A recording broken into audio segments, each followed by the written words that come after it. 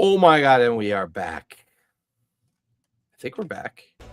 Are we back? Who's back? Who's got two thumbs up and who's back? Who's that guy who's back with 2 thumbs up? And it ain't me. That joke never gets old. So, where we last left off, after returning to the Wizard of Wines, the party was shuttled into the dining hall to enjoy a massive feast of roast beef, potatoes, fried eggs, and bacon prepared by Mrs. Martikoff. However, Zoof's preachy and highly controversial remarks about the deceit of the first woman deeply offended Mrs. Martikoff, who slammed the table, stormed out with her children. Following, however, a much-needed long rest, the party assisted in magical ceremony to replant the 2 recovered gemstones. Shifting into his massive black wolf form, Ludolf dug the ceremonial holes, while Davion transformed into a 6-foot-tall were-raven, revealing his family's ancient lycanthrope legacy and their secret society, the Keepers of the Feather. They replanted the gems successfully, restored the northern and southern vineyards, causing the rotted vines to bloom and sending the blights fleeing into the darkness. Before departing, Davion gifted each adventurer a single-use bottle of the legendary vintage wine that provides the benefit of a single long rest, while Ismark handed out magic trinkets of charm.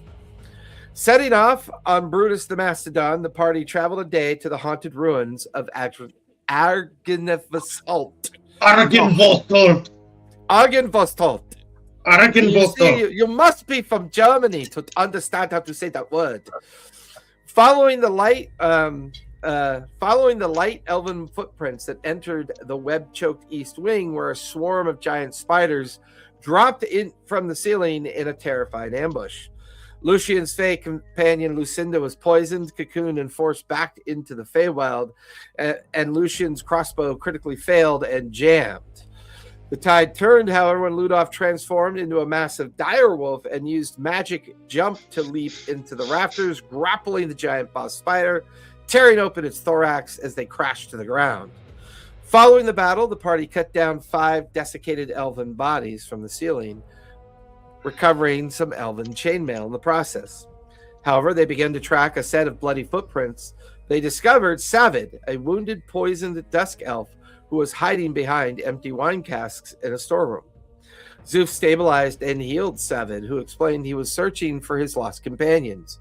Savid revealed that the spectral knights haunt the halls and that their bitter leader, Vladimir Horngaard, sits on a silver throne in the tallest of the tower rooms on top of the keep. Finally, the party investigated the plundered Dragon's Den study beyond the stairs. Upon approaching the fireplace in the study, a silver flame erupted into a grand illusion of the silver dragon, Lord Argynvost. The dragon's spirit pleaded with them to save his corrupted knights by lighting the great beacon on the roof. Crucially, Argynvost revealed that his secret vault containing his legendary Sword of Sunlight can only be accessed by confronting Vladimir Horngaard. And that's exactly where we last left off, was the illusion had finally revealed that, well, this is an interesting place. As the 4 of you stand in the study, watching the illusion fade, there are a single set of double doors that lead into what looks to be maybe a large chapel or vestibule. Back in the direction you came led out into the main hall, the entryway of the estate. Meanwhile, stairs to your left and right of the current study that you're in lead up into the upper chambers and upper stories of the Argynvostholt estate as well. This place is in ruins for the most part, abandoned, detritus and debris everywhere around you. But this place also feels as if it is riddled with guilt, torment, and an overall feeling of failure. And this failure has seeped into the very bones of this place. And those that were once heroes and regarded as protectors of the valley, now their ghostly remains rot and wander the halls. As that illusion fades, On the other side of the double doors that you know to be into the chapel entry, you can hear metal scraping on stone. You can hear the subtle wailing of souls that have never seen the light of day, known the warmth of the valley, and their moans kind of arc and just travel through the halls. All the while, you can hear a distinct voice emanating from up in the upper chambers, and kind of bemoaning, its voice lingers in the hallways. This place is his doom. This place will see the creature Strahd rot for all eternity for what he's done. And then you hear armor kind of scraping along stone. The double doors in front of you, strangely enough, a small kind of bluish light begins to emit from underneath the door. And you could see the cold vapor of a strange, like, cold energy puff from underneath the door, almost as if something is standing there for a moment, and then you hear the scraping of metal yet again. Our Lord, his skull stolen from us, his sword shattered in the vault, the hope of his knights broken, lost for all eternity. And now I smell the rot of life. I can smell creatures in my hallowed estate. Their hope is the pulse of their blood coursing through their veins. Do they lie? Do they cheat? Do they steal from us? You can hear heavy metal-like footsteps way up above, just kind of shifting and shuffling, clinking and clanking. And then once again, the sounds of something on the other side of the door that you stand near. The illusion is faded. The hollowed halls of this place, empty and dark, but there is something here. Something lingers. Something on the edge of whatever this place used to be, now gone, but there's a feeling, a strange feeling that maybe those here could be allies, but there is something angrier above that's even the cold of its existence, its tendrils of hate, and its demeanor of anger at itself emanating from up above. You stand in the study of the great dragon lord himself. His chapel lies on the other side of the double doors. Somewhere above, maybe on the roof of this estate, some beacon that was spoken to through the illusion, as well as a creature, a once prominent commander of his lordship, now lies in misery and curse. And all through the halls and wasted skeletal remains of this estate, the knights wander, howl in anger. What would you guys like to do next? Just a point of clarification, when the dragon, he was telling us that we have to earn the trust of his lieutenants. Is that what he was saying? Yeah, he wants you to help them, free them, remove whatever curse that has assailed them, earn back the nature of what they once were. Also, if the illusion was giving you an understanding of the challenges of this place, that the lingering curse of their failure is more of a how to undo what's happening, how to save themselves from themselves in hopes of figuring out how to gain an ally, how to gain back the silver dragon, to bring back the silver dragon who can once again protect this great place, protect the valley. I just give up and I leave the estate. No, just kidding. So much faith. So much faith. Nope. It's like, and then Zoof's noped out and he went to the inn. And got drunk. No. Let's dig a hole and gnaw on their bones. No. This is all a nightmare anyway. None to worry. We'll wake up. Yeah, and then of course Lucian's convinced we're in a dream. I remove my helmet under my arms, and I go in and I push through the doors where the blue light was emanating from. Yeah, as you push open the doors, you see three figures standing at the very end of the chapel, this ancient chapel where once maybe the hope of the Lord was spread out amongst those that knew that their protection of the valley extended to those that lived within the Luna Valley itself.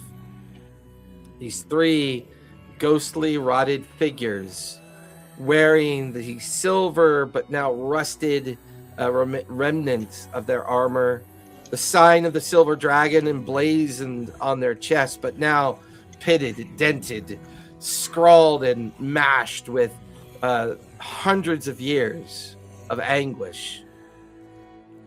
One of them, quite prominent, drags a foot across the floor. You recognize him from the pictures out in the main entrance. He goes by the name of Gwilym.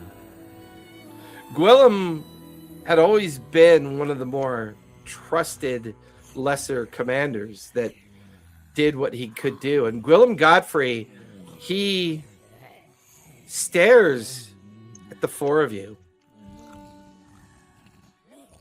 Gwilym hesitantly takes a step forward.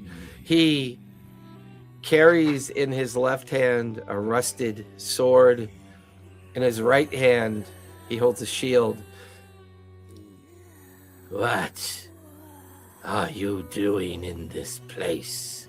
His feet shuffle a little bit more forward. The blue, cold light of his dead soul kind of coursing around him.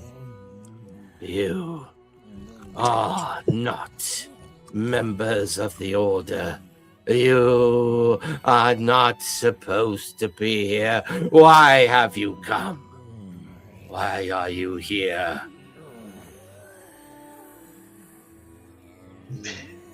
I'm always pausing just to see if somebody's going to start talking, just in case before I start being obnoxious.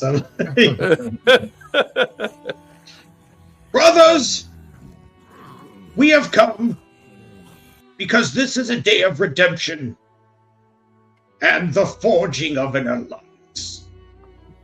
The dragon, Argynvostholt himself, has appeared to us and charged us, myself, the most reverend Zoof, Brother Lucian Dreamweaver, and Brother Ludolf, with joining with you to resurrect the Silver Order, light the beacon, and start bringing hope back to this valley. Give me... Sorry, go ahead, Lucian.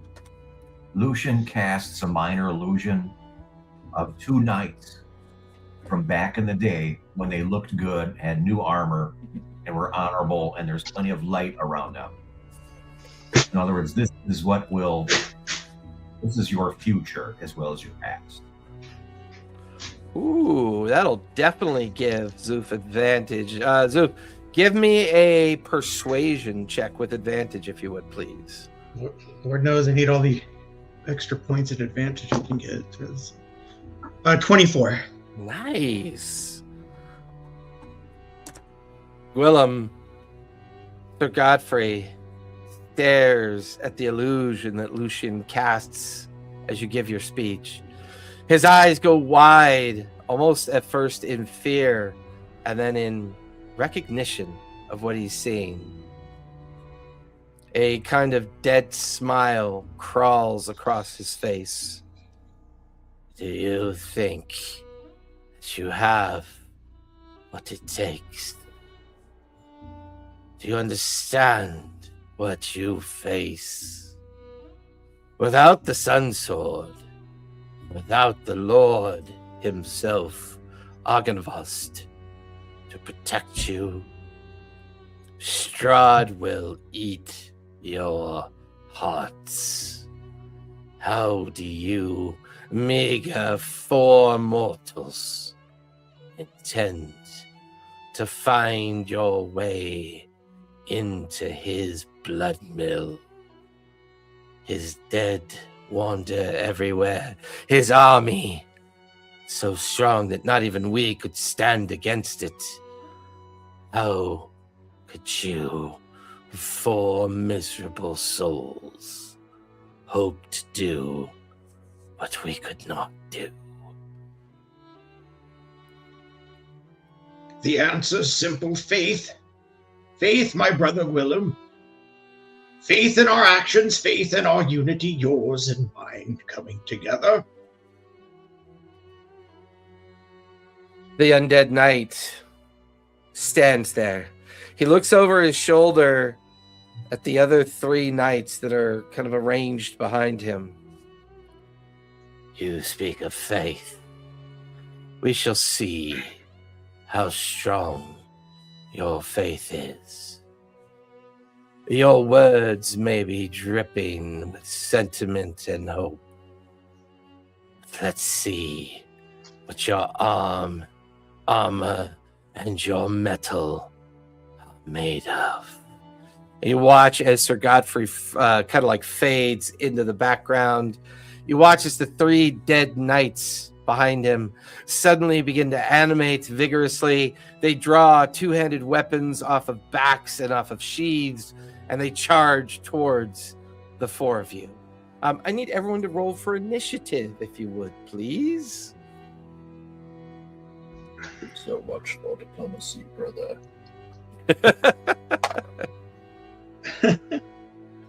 8. Nice. I need to edit my name. The most reverent Zoof? Today I'm the most reverent Zoof.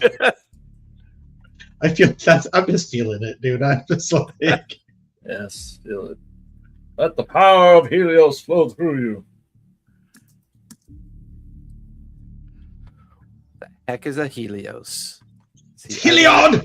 Helion! Yeah, whatever. Devote paladin of the Heliodic order. Let the power of halitosis move through you. That's right. Let there be no tic tacs.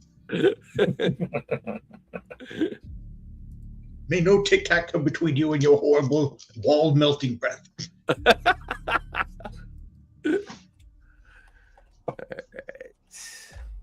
I wasn't sure if you were going to be able to bring Lucinda back in time, so I will hide her for now. Lucian now has his first action planned. I know, right? And from your guys' perspective, you can see the 3 knights up ahead in front of the altered chamber. No sign of Godfrey. These 3 knights begin to approach you. Lucian with an 8. Ooh, yeah, they're going to go first. Would we have Lucian in the front like that, you think? I mean... No, he'd be back. He'd be far. He'd be in the corner. Hiding. I thought I would have stepped up first to speak. Who knows? Oh, yeah, I'll put you up front. That makes I'll sense. take all the I'll take the beating. That's what I'm here for. The tankiest tank who ever tanked is my goal. Tankaroo. Just keep in mind, if you're within 10 feet of me,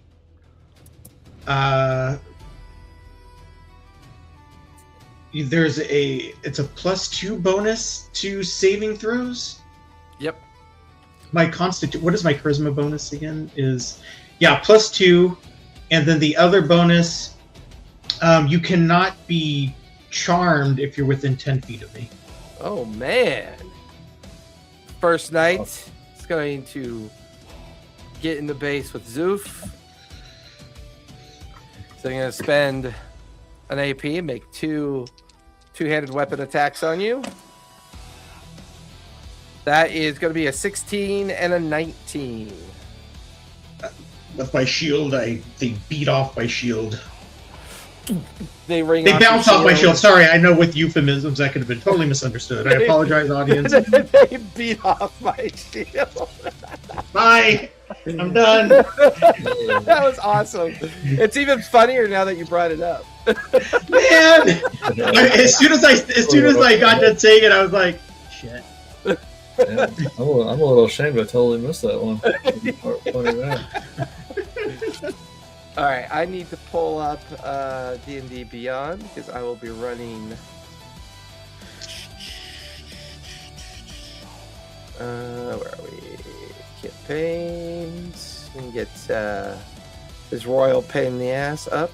Give me 1 second. Gartham Dumay. It's actually a really fun character, but. Yeah. Are we ever going to see him? Will Brian return? Now that summer's over, I imagine the boat is put away and the cabin is locked up. So hopefully in 2 weeks we'll have him back. Because we're halfway through the game now, so the other half is on your way to take on Strahd. Mm-hmm. So hopefully, of course, he'll return for the fun part, right? Right. After we did all the heavy lifting. All right, he's going to spend his final 2 AP to make 2 more attacks. That is a 24 and 11. 24 will hit.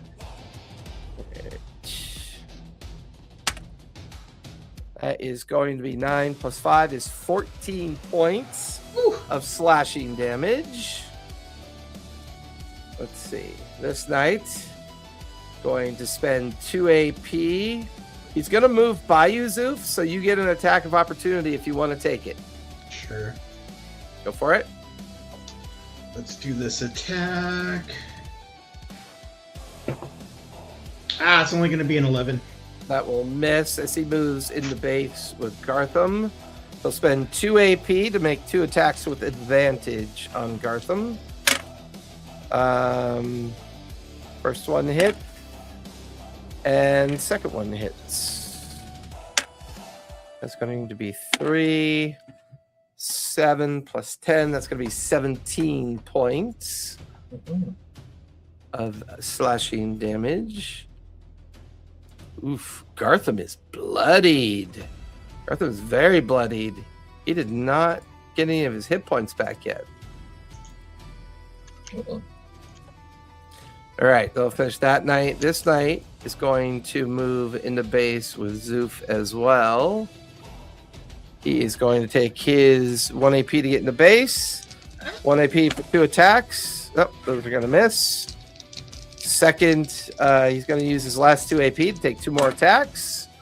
That misses, except 18 plus 7 is 25. That'll hit. That is going to be 16 points of slashing damage. Damn, these guys hit hard, dude. They do. All right, that'll finish the bad guy's turn. Zoof, the most reverent, you are up. You have 3 AP. Thing... Oh, 3? Yeah, because your attack of opportunity was a reaction. Oh, duh. That was a reaction. Yep. Yeah. Sorry. No worries. Is my brain warmed up? No. How dare you? How dare you? My brain... I'm on like the 5th day of straight heat. My brain is like... It's trying. It's trying. Oh, dude, I'm sorry, man. Charles is an old hack, though, because, he lived in Vegas for all those years. Shit. Yeah. So he's a pro.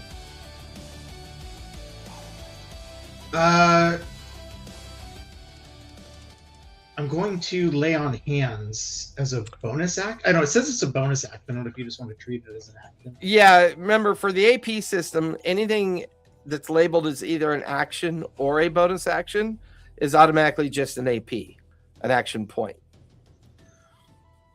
Okay. So So lay I'll on use an hands is 1 AP. I'll heal myself with the rest of my points available to me Okay. as one action. That leaves me with 2 actions. 2 AP, correct. I will do a divine smite on this knight in front of me. Yeah, go for it. So I will. I got to roll just a melee, right? Attack. Yep. Which is a +4. So some cool Ooh, numbers. it's only an 11 on the first attempt. Let me try it again with my second. Dang, that's a 7 again. We got to put this dice away. Your weapon bouncing off the knight's shield, creating like sparks as flecks of rust and metal come off the shield. You still have 1 AP left? I'm going to cast protection from evil and good on myself. Oh, no, that's 2. I would need Yeah, that's 2. 2 AP, Sorry. yeah, for a spell. Okay. You see, is if I were to turn around briefly, is the other knight within? Well, you have range? you have this knight here that's in base with you. Oh, he's okay. I'll switch my 2 attacks over to that guy then. Yeah, go for it. You could try Sorry, to divine I'm like- smite him as well. Yeah. Shoot, that's only going to be a 12 and a 10, so I miss on those. Yeah, those are going to miss. That'll finish Zoof's turn. Ludolf, you are up. I have you in your stage 1, but I wasn't sure Yeah. which one are you in stage 1 currently? Well, I am, but I'm going to change over to stage 3 real quick. He's going to jump up the scale. Pick a form.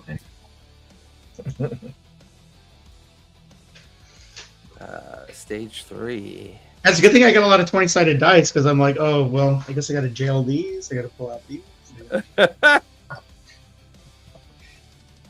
So Mojo. 1 Oh, you wish to AP. test your metal, eh? As a part of my transformation, I get a free bite attack. Yep, I'm you're in attacking base with this guy recklessly. right there. Yeah, that one right there. Yep, go for it. That is a 19 to hit. That is definitely going to hit. Their armor class is 17, so that will hit. That does 4 points of damage, and he's grappled. Okay. Grappled. And I'm going to attack with my claws. Nice. First attack is a 24. That'll hit. That does 7 points of damage. Second attack is why do I want it so dark in here? Oh, that's a 10.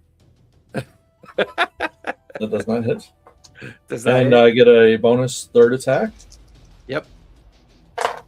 And that is even worse. Okay. So that was my first that was my 2 AP to transform, 1 AP to attack. Now I'm going to drag him off. I'm going to drag him off to the right, away from Gartham, and Nice. just between those pews to the right. I'm just going to drag Yeah. him like Yeah, you drag him up to half your movement. So what's your movement? 20 feet back. Yeah. Yeah. So yeah, just isolate him. Yeah, I love it. You know how few players do that when they grapple successfully? Like that's Right. kind of the whole point of grapple is like containment and then choosing where you want your fight to be. Yeah, I keep looking for like places to throw people, but and every encounter we've had so far, there hasn't been any environmental hazards for me to push people into. But Yeah, that's okay. fair. Well, no, That's there was fair. the fire in the farmhouse or the vineyard. I Yep. did use it then. Yep. All right, So there that'll we go. finish Ludolf's turn. Lucian, you are up with Gartham on deck. All right. The one next to Zoof that hasn't been hit, This one right here. Yeah. Sleep. Ooh, sleep is unfortunately charm based. Undead are immune to charm, so you would know. I'm going to say your passive insight would remind you of that. All right. Let's go ahead with Mind Fire on the one that's already been hit in front of Zoof. This one right here. That would Is be that is that a save or a ranged attack? ranged attack at +8 +2 more. Yeah, just +8. Go for it. 19. That'll definitely hit. Roll for damage. 13 points of damage. Nice. What type of damage? Is it fire damage? It is, yes. And was that a spell? That is a sonic ability, which is basically Firebolt. Nice. That's 1 AP. Still got 3 AP left. Let's do a Mind Sliver on the same one. It's an intelligence save at 16. Yeah, that's going to fail. All right. You'll cast a minor illusion of sound behind everybody. And the sound says, "Honorable Knights, recall now," in the voice of the guy that just talked. In the voice of Godfrey. Okay. Correct. Now, what damage did he take from the Mind Sliver? I think it was 13. No, the Mind Sliver. You wait, did you fail? Yeah. Okay. Let me roll it then. 8 points of damage, Mind Sliver. Nice. 8 points of psychic damage. I like how on the screen, the way the dice rolled, it looks like it's actually cocked, but it still counts it for a number. Yeah, That's pretty cool. Forward. And then your minor illusion lands behind them. Godfrey's voice is now calling out to them. They seem confused, but don't respond to the voice immediately. I think you have 1 AP left. And the last AP will be a Fairy Fire. Is that a spell? That is a spell of Fairy Fire. Yeah, that's 2. You need 2 AP for a spell. Oh, okay, never mind. Yeah, you've got 1 AP left. Can I fire a crossbow? Yeah, absolutely. Take the shot. Let's do it. Fires at the same one I've been hitting. Okay. 11. That's a miss. Yeah, it's gonna like deflect off his rusted armor and onto the ground. That'll finish your turn. Gartham is up with the bad guys on deck for the top of the second round. Let's see. Have him hex somebody. Yeah, that's let's see. Sorry. Hey, could he hex somebody and help a brother out? Since he's standing in the back. No kidding, right? Hex is a feature and trait that he has. Yeah, he's like he still has a hex blade, right? He should, I don't know, he has some. I'm looking, I don't Oh. see hex on his character sheet. In features and traits, it's not there. Yeah, I see. Who? He's always got lucky points. He's always got lucky. Yeah. He that's always his get out of jail. There's his Misty Step. His Magical Cunning, Circle of Magic Crafting, Mask of Many Faces, his Eldritch Smite, Thirsting Blade, Pact of the Blade. Yeah, I do not. He's got Second Wind, which is really kind of cool, actually. Yeah, I don't think he's that kind of warlock. Yeah, I see. Poop. I don't think he's that kind of warlock. All right. However, he is going to, let's see, what shall he do? You know what? That Eldritch Smite is pretty cool. So he is going to move into base with the one next to you. He is then going to hit with his glaive, which will hit with a 25. He's going to hit again. With a 26, he'll hit twice. That's 11 plus 10. So it's going to be 21 points of slashing damage. But he's also going to use Eldritch Smite, which I believe gives him... Let's see, spells. Like 4d8 force damage, I believe. Was that in his features and traits category? Yeah. Once per turn, when you hit a creature with your weapon, you can expend a pact magic spell slot, deal an extra 4d8 of yeah, I'm seeing it. Oh wow, force damage because his glaive. You can give it the prone condition. Yep. So I'm gonna roll the 48.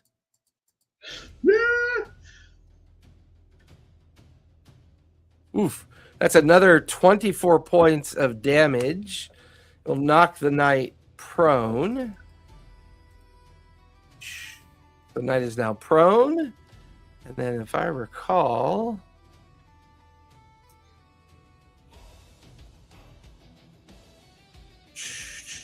Yes. He is going to take a potion of healing as an AP and get 10 hit points back.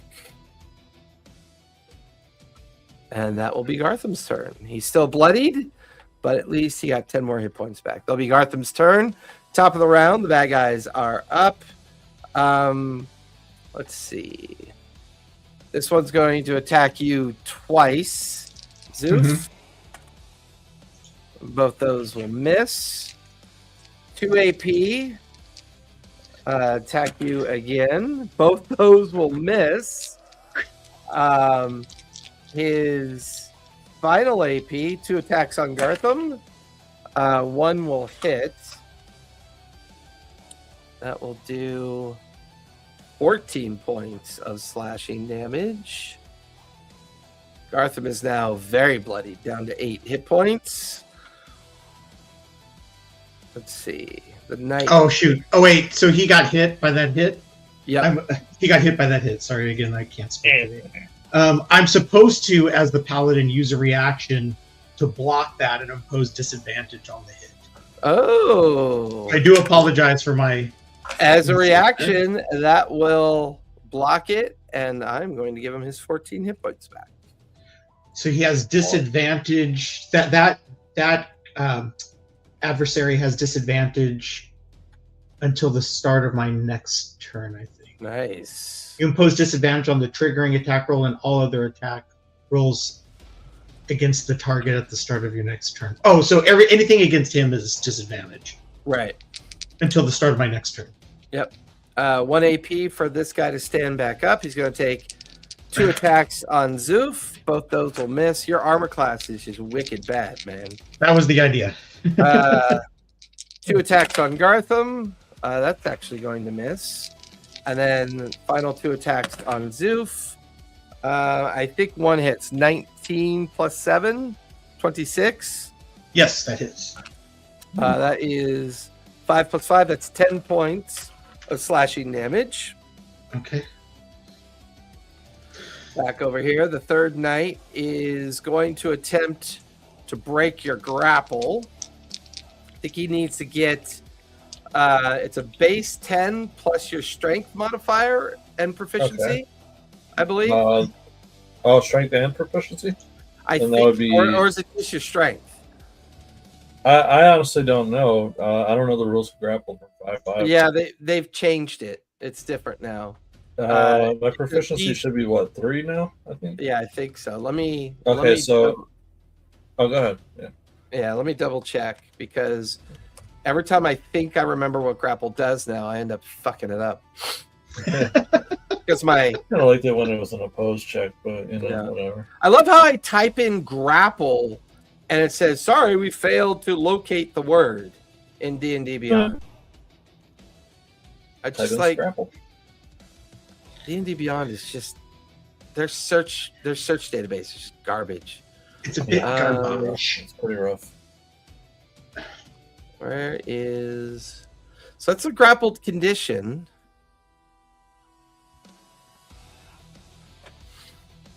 I always end up going to Colville's page. His page is just so much better.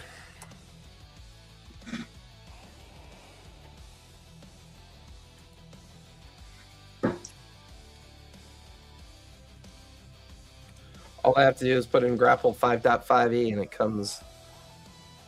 Okay, so grappling is now done with an unarmed strike. Instead of opposed skill checks, you force the target to make a strength or dexterity saving throw. It's a DC 8 plus strength modifier plus proficiency. So I have to make either a strength or dexterity saving throw that's equal to an 8 plus your strength modifier and plus your proficiency bonus. So it'd be 14 if he has to be. 14. So I've got to make a strength or dexterity saving throw. So I'm going with strength. That's going to fail. So he is still grappled by you.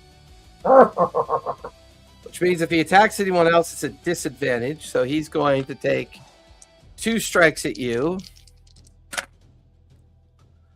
Those are going to. I am not rolling. You know what? Hold on. Let me get out my loaded dice. None of us is rolling very well right now. I've noticed it's kind of crazy. Yeah, it is kind of creepy. I mean, ghost stories always cause problems. All right, so it was 1 AP to break the grapple, 1 AP to take 2 attacks. Now it's 2 AP to take 2 more regular attacks. Okay. Boy, I rolled double 13, so that's 2 dirty 20s. Oh yeah, that'll hit. Okay. That is going to be 18 points of slashing damage total. That'll finish their turn. 9 points. 9 points of slashing damage. That'll finish their turn. Zoof, you are up with Ludolf on deck. I hold up my mace and say, Lord Helion, shield me with your love. And I cast protection from evil and good on myself. Nice. And what's the effect of that? So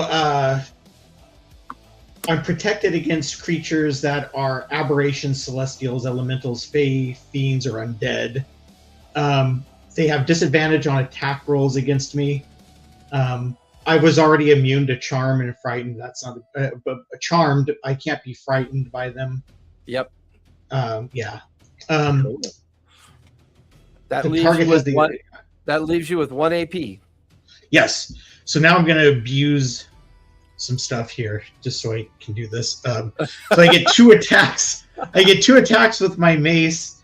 And just to let you know what's happening here, I am instilling sacred weapon on this attack. When you when you take the attack action, you can expend 1 use of the channel divinity to imbue the weapon with this effect. Absolutely. Yeah. I'm doing the imbuing, but I think it's with that attack. So I'm clicking off channel divinity. So now let me roll my 2 attacks here. Because this is my last AP, basically. Gotcha. Yeah. Oh wow! 1 attack is a crit. It is a 20. Nice. On the heavy dice. I just need to double check that if it does a different type of energy.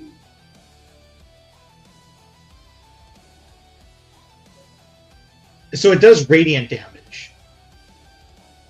So this can do radiant damage instead of normal damage. All the damage. They are vulnerable to radiant damage. So with their vulnerability, you have 2 options. You can roll the dice twice, or roll it once and multiply it by 2 for damage. Oh. Let's see the first option there. Roll it once and times it by 2, or roll it twice. Oh yeah, I can roll it once and multiply it by 2 and just see what happens. Okay. So the way that works is you roll your damage, Yeah. Multiply it by 2, and then add your modifier to the final roll.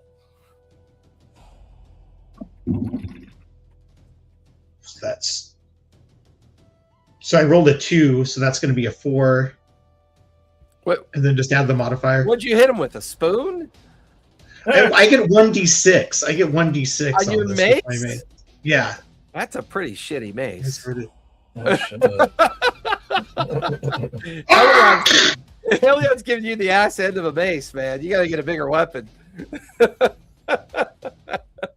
So if you roll a 2 times 2 is 4, and then add your modifier. 3. So that's 7 points of radiant damage. I can also put in 3. I can put a d8 of fire into it as well. Yeah, go for There it. you go. Sorry, don't pay attention to that. I just rolled extra. That's not anything. Oh no, that actually is another attack. Sorry. Okay, that d8 of fire is 6. And was that part of the critical? Yeah. So roll it one more time. Yes. No, it's max. I'm sorry, it's max damage. Okay. But they're vulnerable, plus it was all a critical. I forgot that you rolled the critical, right? Yeah. So your mace automatically does 6 points of damage, right? Yeah. Now Yeah. roll it again. Roll your d6 again. Okay, then roll my d6 again. Yeah, Okay. roll your d6 again because it's a crit. That's a 6. So that's 12 times 2 is 24 points of radiant damage plus your modifier. What's your modifier? 3. So that's 27 points of radiant. Oh, see, now I'm like a thing that does a stuff. Yeah, That's yeah. And your fire effect would be automatically an 8 plus the d8 that you roll. And the d8 that I rolled was a 7. So that's another 15 points of fire damage. This guy is now very bloodied off of that one critical strike. Okay. I totally forgot about your natural 20 when we were doing math. That is I horrible. apologize too. Horrible of me. The other attack, because I rolled both attacks, just I have 2 d20s. The other is a dirty 20. Dirty 20 will hit as well. Roll for damage. So that dirty 20. So that damage, and I'll put the fire into this. Put the fire. This will all be radiant damage. Okay. This Once first again, it's roll. vulnerable to radiant, so it's times 2 or roll twice the dice. It's up to you. Okay. I'll roll twice. So that's 8 radiant damage total. Nice. And then if I put the fire into it, is that a vulnerability too? No, just regular damage. Oh, regular damage. 5 extra points of fire. See, there's that aggregated paladin damage, man. It's like That's what I'm going for, yeah. 27 plus 15 is 42, plus 8 is 50. So you did 55 points of damage that round. Yeah. My goal with this character is to be like an uber tank that when we fight undead or anything else paladins normally handle is the most lethal on the field is my goal. No, that was perfect. And occasionally keep anybody else from getting smacked in the face. All right, that'll finish Zoof's turn. Ludolf, you are up. Yep. Okay, but just as a reminder, you might have marked it already. I just can't see from this angle. I am concentrating in case something hits me. Gotcha. So they do have disadvantage with their attacks, but sometimes people get lucky. Because you're concentrating on protection from good and evil. Yeah. Gotcha.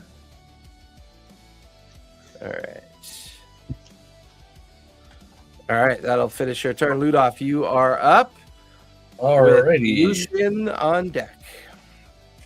Okie dokie. And you are still grappling this guy. I am still grappling this guy. I will attack recklessly. My first AP. That is a 17. 17. That'll hit. That's their armor class. That does 9 points of damage. Nice. Second strike. That is a 16. That's a miss.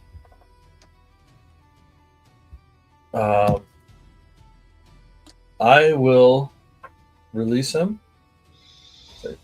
Oh, no Your longer bones are old and dusty.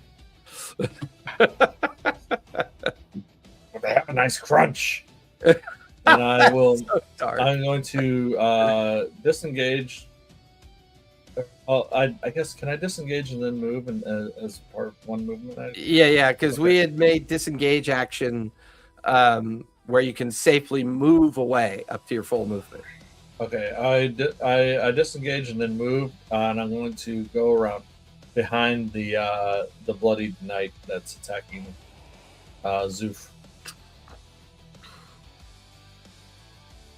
I believe you. He smells the undead blood. Yeah, sure. Yeah, I know.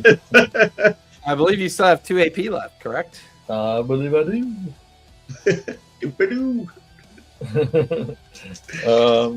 I will attack, and that is a nat 20. Ooh, now it's natty happening. 20, yeah. 6 Max your plus- damage and roll it again. Yeah, 6 plus 5, 11 damage. For my second attack, I rolled 2 7s. So gambler's luck, yeah. Ooh, that is gambler's luck because you had advantage on the attack, yeah. Wow, So that's 2 another- crits in a row, baby. So good. So good. So that is 11 plus 3 is 14 points of damage. Yeah, all you hear is the empty metal armor clanging to the ground. So I have 1 AP left. I don't think I have enough movement to get to that guy though. So Yeah, I think you're okay. oh, okay. Well then I will attack him. Go for it. This is fun. I like you guys.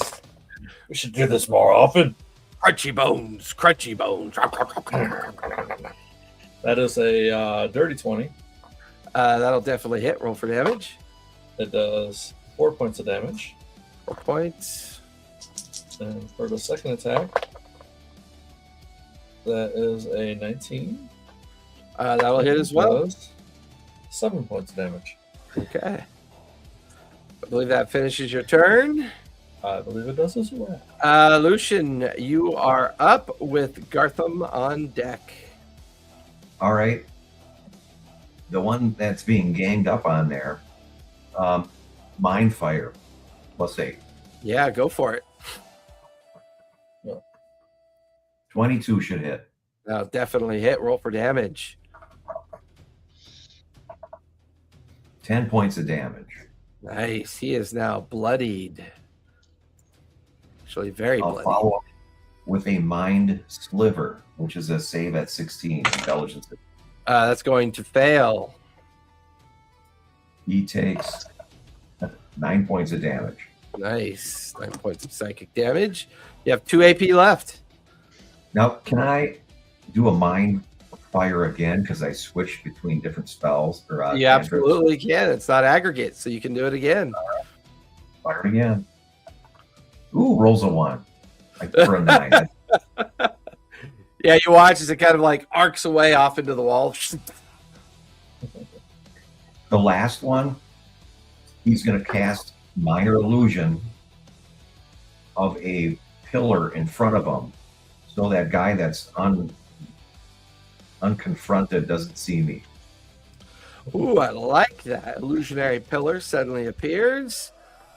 That will finish Lucian's turn. Gartham is down to 8 points, so he's going to disengage and fall back next to Hide behind Lucian. the pillar. He is then going to take another potion of healing that he has. And he is going to get 10 more points back. 32, so he is no longer bloodied. And then he is going to Eldritch Blast the one in front of Zoof and Ludolf. Although he did a lot of damage with that glaive, man. Hexblades can be clutch with that stuff, man. You know what? He's got enough movement left. He's going to move back after healing himself. And he's going to use his final AP to make... and he gets 2 attacks, too. So... 18 will hit. 27 will hit. 2 more hits. 15 and 11. 26 points of damage. You watch as another suit of armor just collapses to the ground. No wonder they lost. You know what? Why is Gartham not getting to melee more often? I mean, he's got a +8 to hit on his attack rolls. That's crazy. That'll finish Gartham's turn. Top of the 3rd round. He is very squishy, though. He is very squishy. That is true. You know, let's see. This guy cannot see Lucian, so he's going to get in the face with Gartham. He's going to take 2 attacks on Gartham. Both of those will hit. I'll block 1 to try to impose disadvantage on the attacks. I'll use a reaction. Okay. So the first one you can take 15 points of damage, but the second one you block, so that will stop that. Take 15. And then any other attack will have disadvantage until my turn. Okay. On him. Yeah. Take 2 more attacks. That'll miss with a 2 and a 1.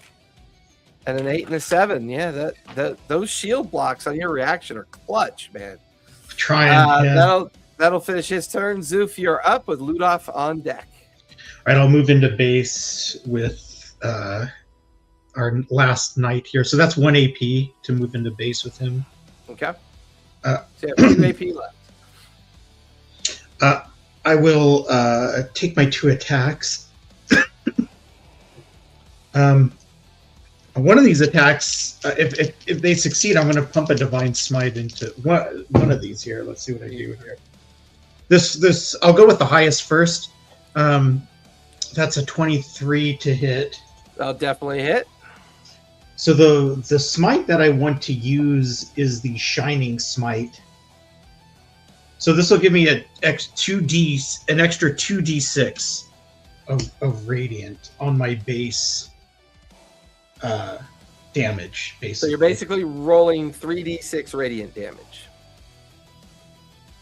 Because your mace does radiant damage, right? Oh, that's right. Yeah. So let me just roll 3d6 radiant damage and just logically not confuse anything.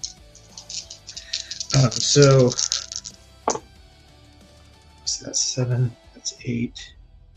That's 8. That's 11. So you rolled an 8, damage. which means you can either multiply that 8 by 2 or roll it again because he's vulnerable to radiant. Let's multiply it by 2. So that's 16 plus 3. That's 19 points of radiant damage. He is now bloodied. So the second roll, because I rolled them again just together, 2d. Yep. The second one is a 22 to hit. That'll hit as well. So I'll roll the 3d6 again.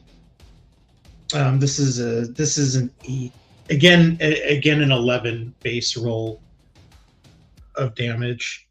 So you if I rolled can an 8 plus 3. Yeah. So Oh no, actually this is a 9. Sorry, 9. So 12. This one's a 12 base roll. So With the modifier. Still vulnerable. So you rolled a 9. So that's, if you times by 2, that's 18 plus 3 is 21 points of radiant damage. Let's do that. Okay. Which that'll cause his armor to clank to the ground as well. Take us out of initiative. Do my camera sets. Lucian casts a booming voice.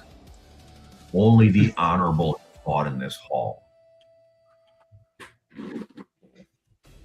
Give me persuasion or intimidation, your choice.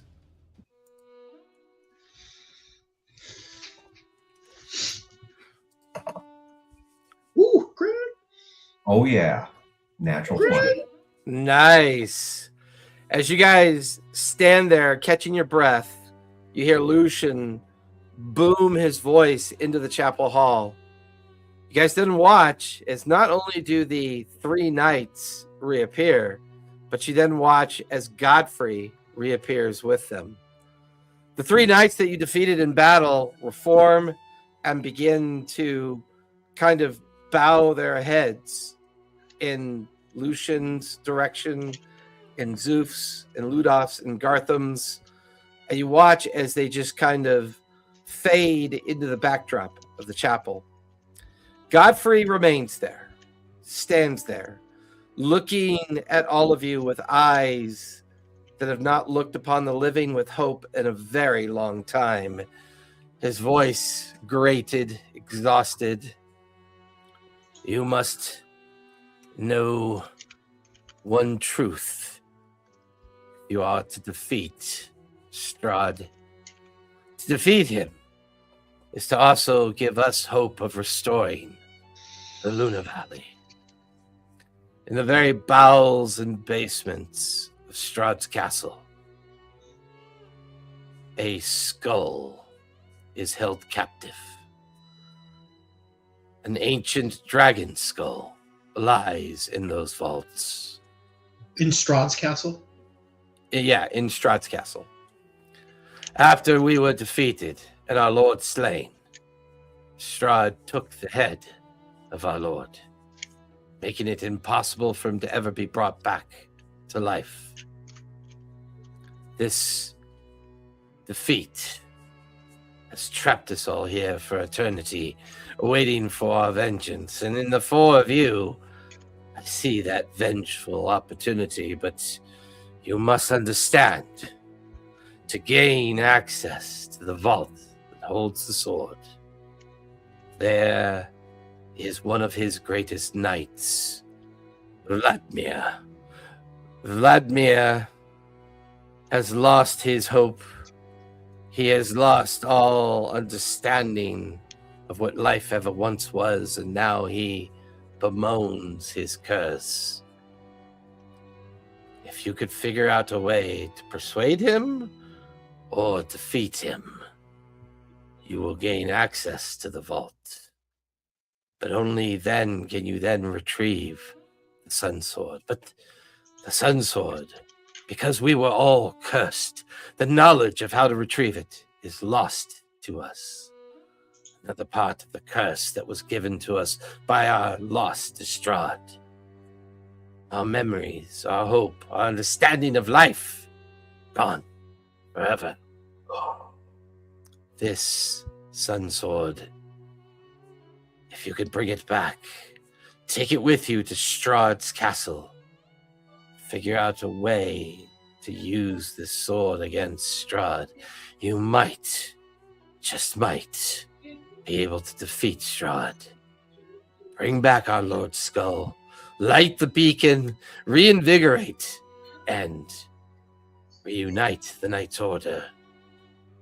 And finally, free the valley, free this land, and free its people from Strahd's curse.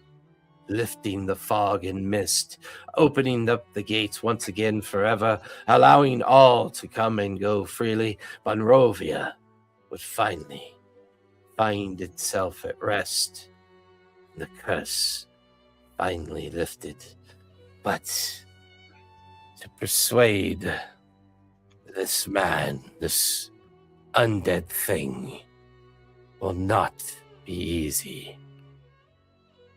Vladimir is so lost, and he is deadly and dangerous. And remember, when you confront him, his mind is very broken. He may say things that don't make sense. He may think he is still in battle. Sometimes he even thinks that Strahd is still held captive in the great estate. A broken mind in the hands of such a dangerous foe can be difficult. The four of you have proven your worth. You watch as the knight floats over to the altar at the back of the chapel room. You watch as the ghostly, cold hands move the top of the altar off, exposing the interior of the altar. He reaches in and pulls something out, and he floats over to Lucian. To you, Master Dreamweaver, for giving us hope and reminding us of what true heroes can be.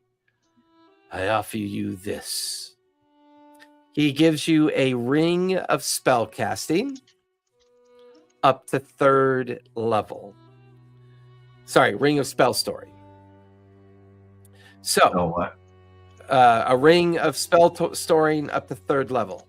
You can now store either a 3rd level spell in it, or you can store a 2nd level plus a 1st level, or you can store 3 1st level spells in it.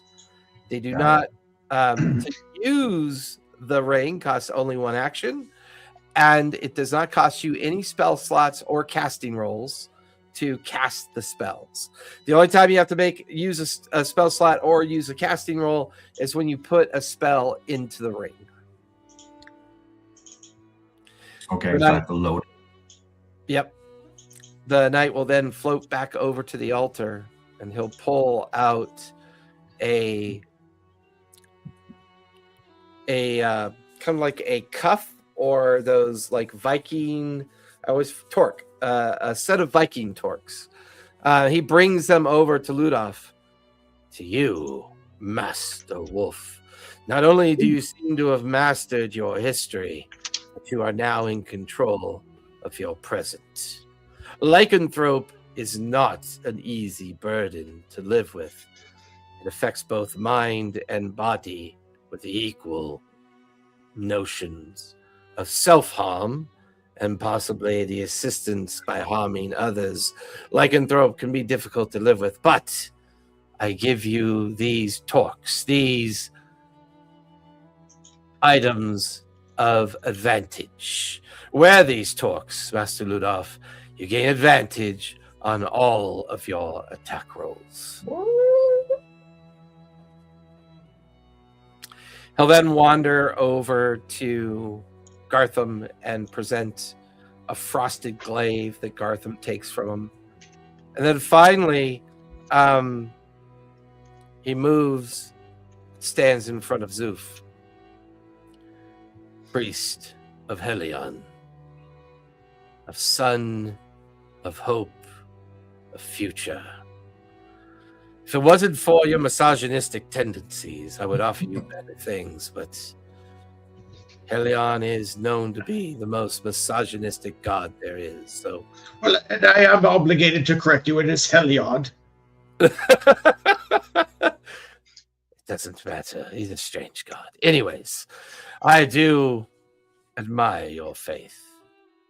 I admire your strength and your hope, and I see an opportunity in you. I give you this device in hopes that it will guide you in the next part of your journey. He will hand you a mace. What did I do with it? Hold on. I'll make sure it's the right one. What am I going to do with a mace of fish battering?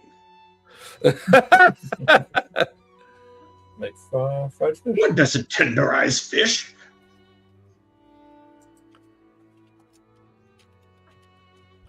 Oh, that kind of battering. Let's see. I got confused. Oh, that too. It works that way too. Thank you. That's right. Sorry. He hands you a mace of disruption. Ooh. Gives you a bonus to attack and damage rolls. Should be in the D&D Beyond inventory. Undead hit by it take an extra 2d6 radiant damage. Oh, If an undead has 25 hit points or fewer after taking this damage, it must succeed on a wisdom saving throw or be destroyed. Fucking hey. I believe it's a +1 mace of disruption, if I remember properly. Dang! It should come up in your D&D Beyond inventory. I would wish you all hopeful endeavors in the remainder of your journey. Me and my men of the Order of the Argynvost await your return. Good luck. And may the gods shine their light on you wherever you go. You then watch as Godfrey melts into the background. The darkness of the chamber kind of recedes. The four of you stand there in the empty chamber. What would you like to do next? I turn to Ludolf. Brother, dismiss, even though he has been generous and honorable, of course. I must take issue with his sort of rebuke or attempted rebuke about Lord Heliod's view about women. Let us just be clear that I'm sure that he means well, but as Lord Heliod tells us, the road to hell is paved with good intentions. Heliod protects the women's, right? He protects the Certainly, because they're so weak and vulnerable, right? Exactly. And if it is not for our male guiding presence, as we are the light of Heliod, we shine upon them, thus lighting the way to salvation and purity for them. That is what needs to be understood here. I feel like Lucian's like staring at you two going, it's possible to have two nightmares at the same time? Shakespearean. It's a nightmare within a nightmare. Well, yeah, because being a drow, you know, the matriarchy is the leader of the drow clans. And There is that like, too. That'd be a hell of a thing to stop thinking. Yeah. So poor Lucian's like, oh my God, if they hear all this, we're in so much trouble. But you guys stand in the chapel. You watch as Gartham kind of, but I don't know about you guys, but I think I'm going to take a bit of a short rest. Right. Okay. So we could do a short rest. We could drink the bottle too that we got. I don't know if that's too hasty. Yeah. Well, and the reason why, that's why I wanted to confirm, like my notes might be incorrect. So Godfrey says the sword he talks about is in Strahd's dungeons, like in a sort of vault. So it's not like here we're going to get this stuff. No, he just skull's in the dungeon. Yeah, the sword's the skull. in the basement. Yeah, we got to get the skull to get the sword. So and it's in the basement of this place. No, the skull is in Strahd's castle. Yeah, that I understood. Okay. The Sunsword is in the vault of the Argynvost estate. Okay. And you have to get back past Vladimir, the commander, either persuade him or destroy him in order to get access to the vault to retrieve the Sunsword. Okay. The Sunsword is then described as a sentient item, and they have lost the memory on how to retrieve the sword and maintain and how to use it. You'll have to figure out the puzzle on how to retrieve it, and then you'll have to figure out how to wield it. But okay, so if we got the skull, we can get past the guy to get the sword. Was I hearing that right? No, so the skull is in Strahd's castle. Right. Strahd I figured we could go to Strahd's castle, get the skull, come back, get the sword, go back to Strahd's castle. No. So the whole point that Strahd captured the skull was to prevent the Order of Argynvost ever coming back to life. Mm. And I think where I got confused in my notes is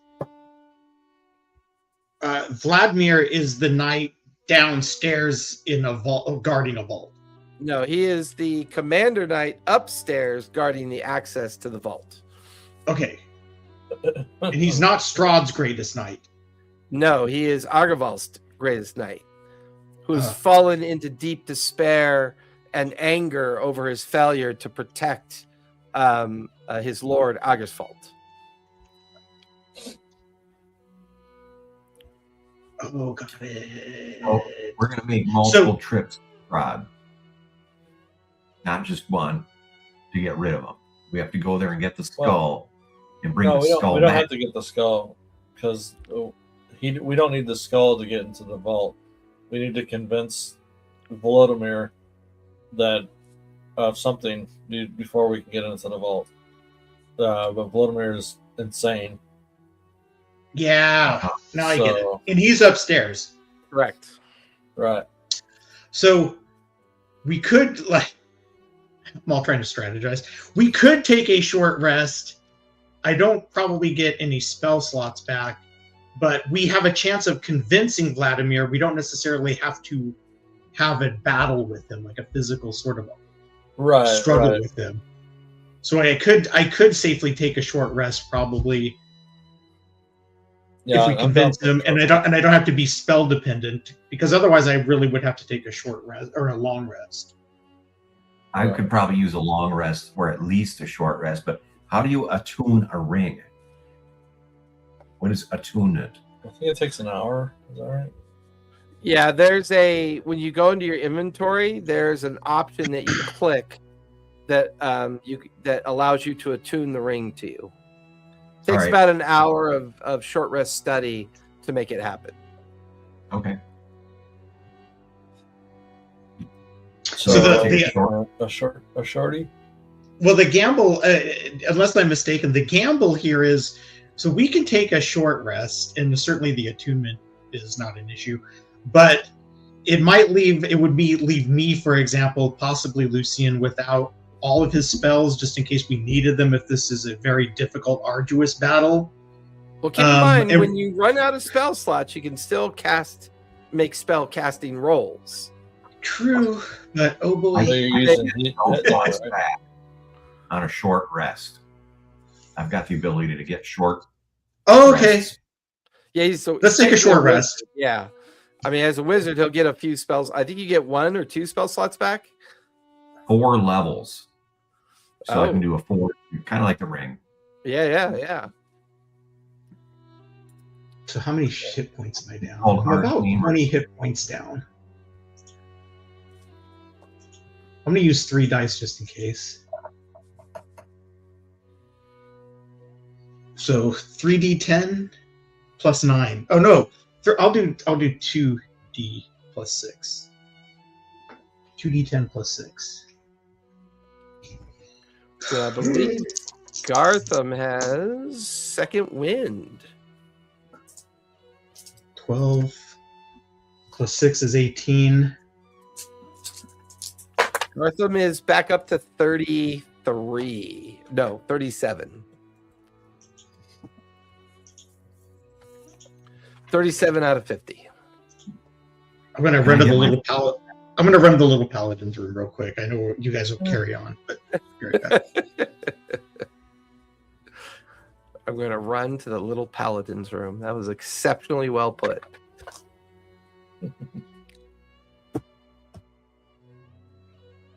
Can I get my familiar back and sister, Lucinda? Yeah, absolutely. The end of that short rest. Lucinda is now back. Woohoo! Hi, guys. Hey, boys. I mean, how about next time you not have me attack the boss spider? I'm just saying.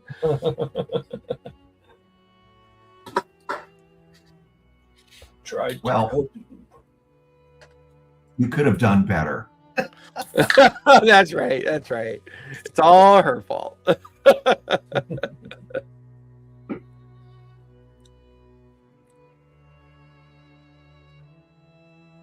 You should have been able to talk to those spiders, right? In a drow. So I've got Lucinda back and my spells. We're good to go. Now I have to cast into the ring, right? Correct. So you have a choice. You could either make spell casting rolls to load up the ring, or you can use spell slots to load up the ring. It's your choice. All right. I have a spell called. Wait for it.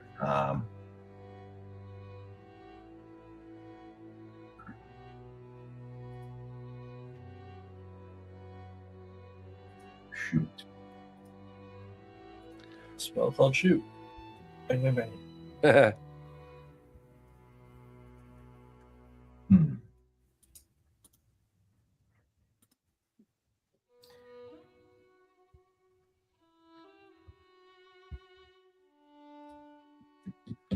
So you could store a spell and then choose like you choose daily spells, right? You choose your spell slots, or you choose your spells every day, right? Right. Right. So you could put a spell in there and then choose a different spell for that slot, and have a whole nice range of spells. That's a nice little. Well, no, I think wizards they recover their spells daily, but they choose new spells when they level up. Oh, okay. I thought it was Yeah. inside the spell book that they chose their spells from. Yeah. They do. But Well, you can mix them up if you have more spells and fewer slots. yeah. Yeah. He's gonna off his spellbook cast Spellfire Storm into the ring. What level spell is that? 4th level. 4th level. So do you want a spell casting roll or use a 4th level spell slot? It's a 3rd level ring, right? So it won't fit in there because it's a 4th level spell. never mind. Hang on. Let me find another one.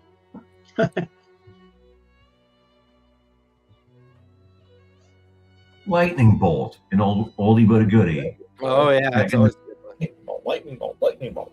That's a 3rd level spell. So you could either mark off a 3rd level spell slot, and that's now in the ring, or you can make a spell casting roll. That way, it doesn't cost you a spell slot. Let's do the roll. What could go wrong? Yep, go for it. You want to roll a 13 or higher on a d20. You can add your spell attack modifier to the roll. Oh, you got this. Spell attack is +8. Here we go. Roll a die 20. Basically, roll a 5 or higher. 4 plus 8 is 12. So it's Oh good. my god! Wow. The moment I said you got to roll a 5 or higher, roll a d100. Let's see what happens to Lucian. As he's you don't get your modifiers. A 40 and a 7. 47. So as you guys watch Lucian, he's got the new ring in his hand, and you can hear him muttering the spell under his breath as he's attempting to put that spell into the ring. And he's focused on it, and he's focused on it. What you guys notice and he doesn't notice is that his hair is starting to frizz out like he's in an electrical storm. And you watch as a small cloud appears over Lucian and then begins to crack off lightning and a small spattering of rain. You have the Thunder's Curse for the next 8 hours. Oh, that is so appropriate for a lightning bolt spell. So for the next 8 hours, this little storm cloud will follow you. It will have lightning and thunder and will rain on you for the next 8 hours. I'm so happy. And like Lucinda, typical Fae, she just starts cracking up. She's just like rolling on the ground, pointing up at the storm cloud above your head. This is a symbol of my power. And I lean over to Ludolf and I say, "But you see, Brother Ludolf, if you look at Lucian's companion, she's not building him up or supporting him in his difficulty. Here she mocks him and tears him down." But the only problem I see with that storm cloud above your head is it makes a bit of noise. It's going to be hard to be sneaking around with that thing on you. But you do look kind of cool with your windswept hair from the rain. Spectral Zoof rolls with disadvantage on any stealth check. Right. Do you want to try again, or? Let's try again. What could go wrong, right? What's the worst that could happen? You get a hailstorm? And then roll a die 20, correct? Yep. +8. Oh, there we go. 19 + 8, like a lot.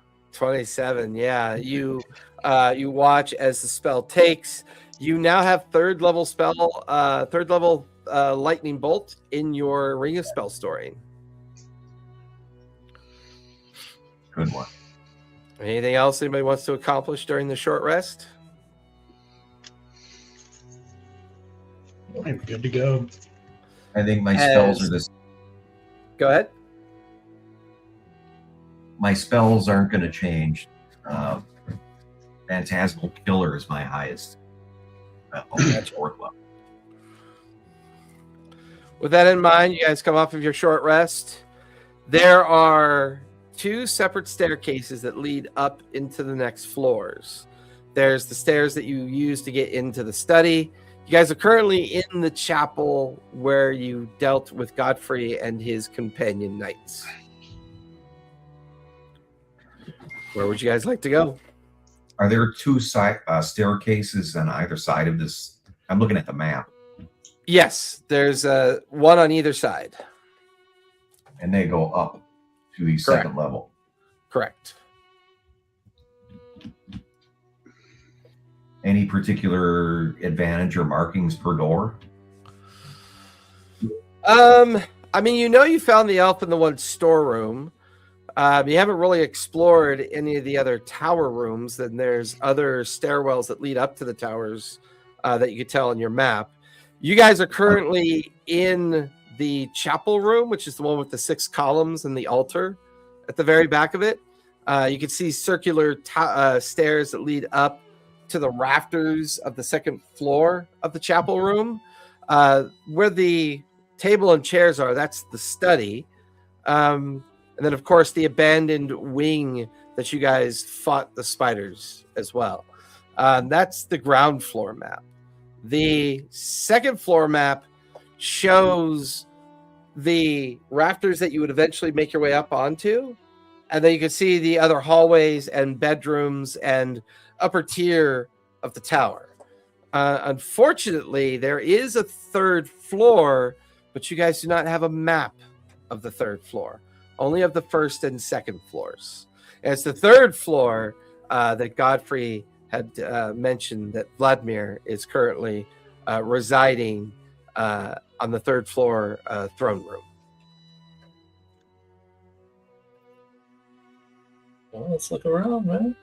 Shit.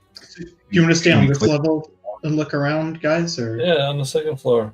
Seems already all. on the 2nd floor. Yeah. Okay, so let's go to the 2nd floor. Everyone Okay. give me investigation checks as you start examining the 1st floor. You're going to look around the 1st floor, then head up to the 2nd floor. Mm-hmm. Yeah. I got a 22. 10. I'm a good investigator. 22.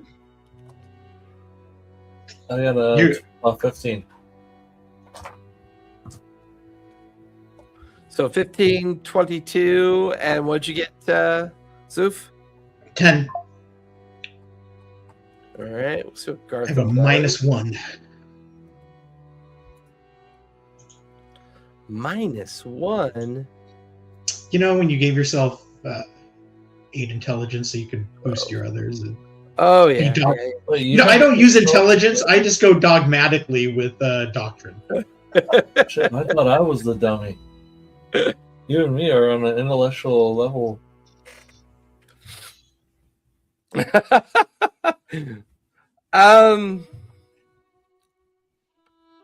ground floor seems to be made up of rooms and chambers that would have been kind of areas. These are not the living quarters. These are kind of like the day-to-day quarters: storeroom, small study chambers, dining hall, and such.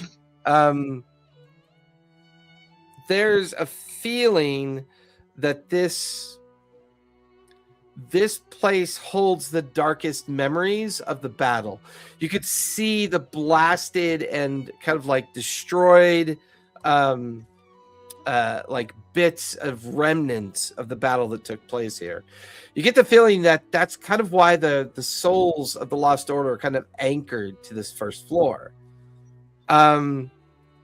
There's a feeling that with Vladimir up in the throne room on the 3rd floor and all the other orders of the knights down here, that this curse that this place is under, there might be something here. There could be something here. There's a notion, Lucian, since you had the higher of 4 rolls technically, with your 22, you find yourself searching one of the lower tower chambered rooms. And it's a prayer room. You could tell that a member of the order would have come to this room, kneeled.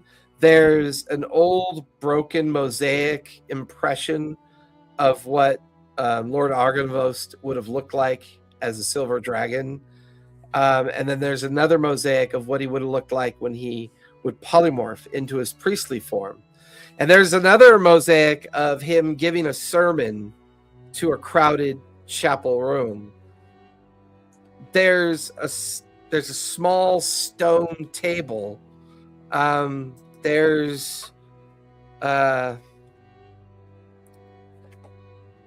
appears to be a loose stone by the table. It looks like it's kind of slightly lifted. You kind of go over, and as you run your fingers along the edge of it, you notice that the flagstone lifts off the ground relatively easy. And in the dirt and gravel underneath the stone, there is a small brass key with the emblem of the silver dragon on the key. Shows it to everyone and puts it in his pocket. Is there any kind of like scripture or any liturgy in this room that might give us insight into the leader's mind? Give me a perception or investigation roll, if you would, please, Ludolf. Feel kind of weird doing this as Ludolf, though. What's these funny scribble scrolls? I rolled a 3, so so that's a 5. A 5? I mean, there are a lot of writings on the ground. I would say, Zoof, you notice that Ludolf is obsessed with all these torn parchments and pages and books kind of strewn about the floor. I'm more like rolling around and I'm like playing with things now. Zoof, give me a religion check as you're kind of watching Ludolf do this. Let's do a religion check. Okay. That's that, man. If we're killing it, that's an 8, I think. Yeah. Yeah, you guys are definitely killing it. We did good during the battle. Hey, look, we aren't joining any sort of university faculty over here or anything. Okay. If we put our 8s together, we still got a 16. See, technically. It's together. Of course, that's probably literal for us. We just bashed into each other. Right. That'll leave a bruise. Yeah, so far as you guys continue to search the ground floor, other than the brass key that Lucian found, no other sign of treasure, trinket, or items. This place has been looted over often. People who are brave enough to come here, search the grounds. Obviously, the Dusk Elves have come here multiple times. Other travelers could have potentially come here over the years. It's pretty well picked over. Pretty much nothing else of value that you can find. Okay. Sometimes you're just not going to roll your way through getting everything. That's just what happens. Or otherwise it wouldn't be D&D. This is true. This is very true. Some days you walk around a cloud on your head.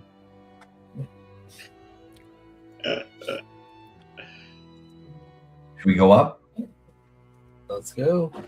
Yeah, I'm ready. I have this lowbrow magic in my ring now. It's a lightning bolt. But of course, I like how you're soaking everything. You probably soaked all those pages in that room and everything. Yeah.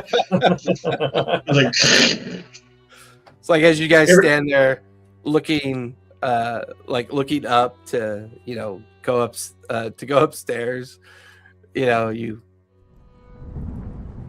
look over a little, and I'll walk alongside. And I'll walk alongside Lucian, but occasionally, like I'm getting my trunk in the right position to just gather water And then occasionally, as I'm talking to him, just like, just some observations, things, my trunk will move over to my mouth, and I'll slurp out the water and go back to moving my trunk back. I love it.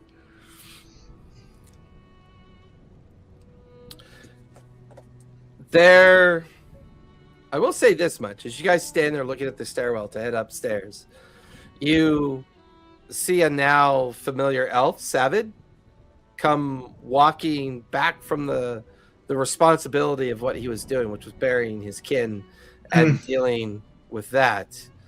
He sees the condition that all of you are in and kind of, I'm sorry, did something happen while I was gone? It's no bad weather. Oh, well, your friend seems to have found a storm, or a storm seems to have found him. I'm not sure. We had a good time. Well, certainly the ways of magic can be dangerous.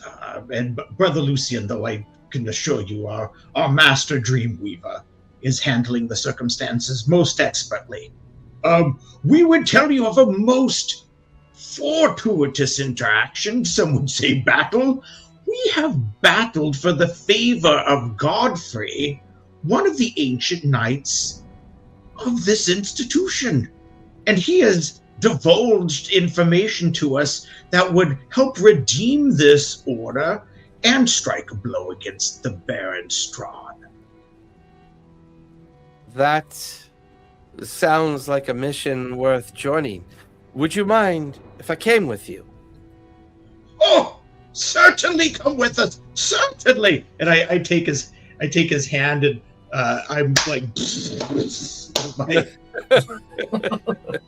The elf pulls back his mangled hand and broken fingers, like, oh, thank you. Anyways, I'll be more than happy to lead the way. Perhaps the young wizard could stay a little bit further back. He's kind of getting everything wet. Lucian goes in the back. Oh, Like this snail trail. Talk about puns.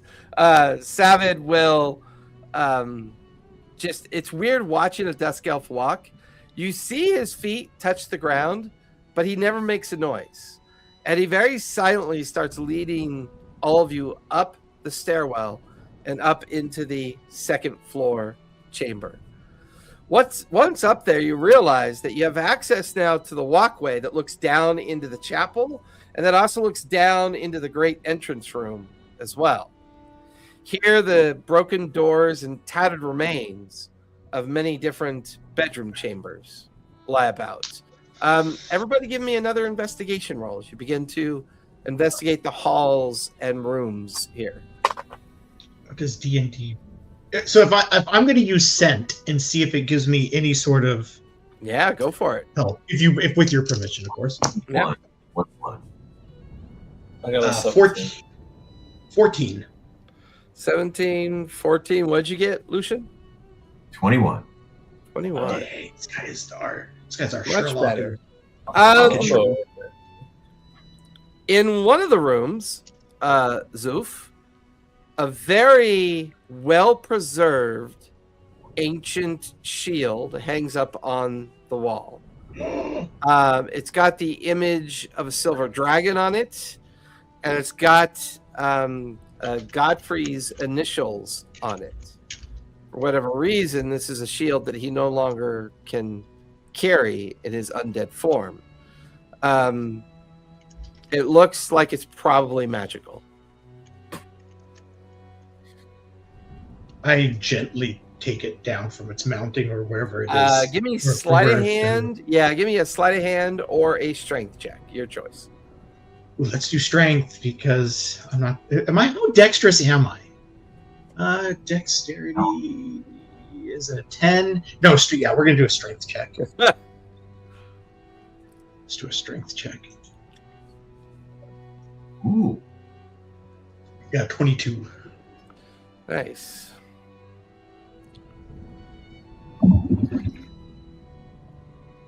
As you lift it off the bracket that it holds on, you watch as Godfrey reappears.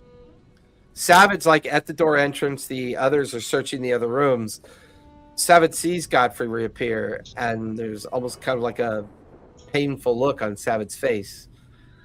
And Godfrey smiles. It would seem that you truly do have Helion on your side. Only someone... Brother Heliod! Helion, Heliot, Haxitosis, whatever you call it. For only those of the spirit and good of mind can lift my shields. I shall journey with you. You now have a large shield of +2 to your armor class. What? Lucian, in one of the bedroom chambers that you're in, you can hear Ludolf in one of the other chambers, kind of, what's this garbage? Just kind of yelling and tossing shit around, trying to figure out what's up there. You find kind of buried under some old debris and detritus in the corner of the room, you find an old kind of like metal and wooden coffer box, maybe almost like a tithing box, and it has a lock on it, a brass lock. Does the key fit the lock that I found? Yeah, you take the key out, it inserts in, it's a perfect fit. Is anybody around me? You can hear Ludolf in the other chamber. You can hear Zoof, Gartham, and other people further down the hall. No one's in the room with you in your immediate space.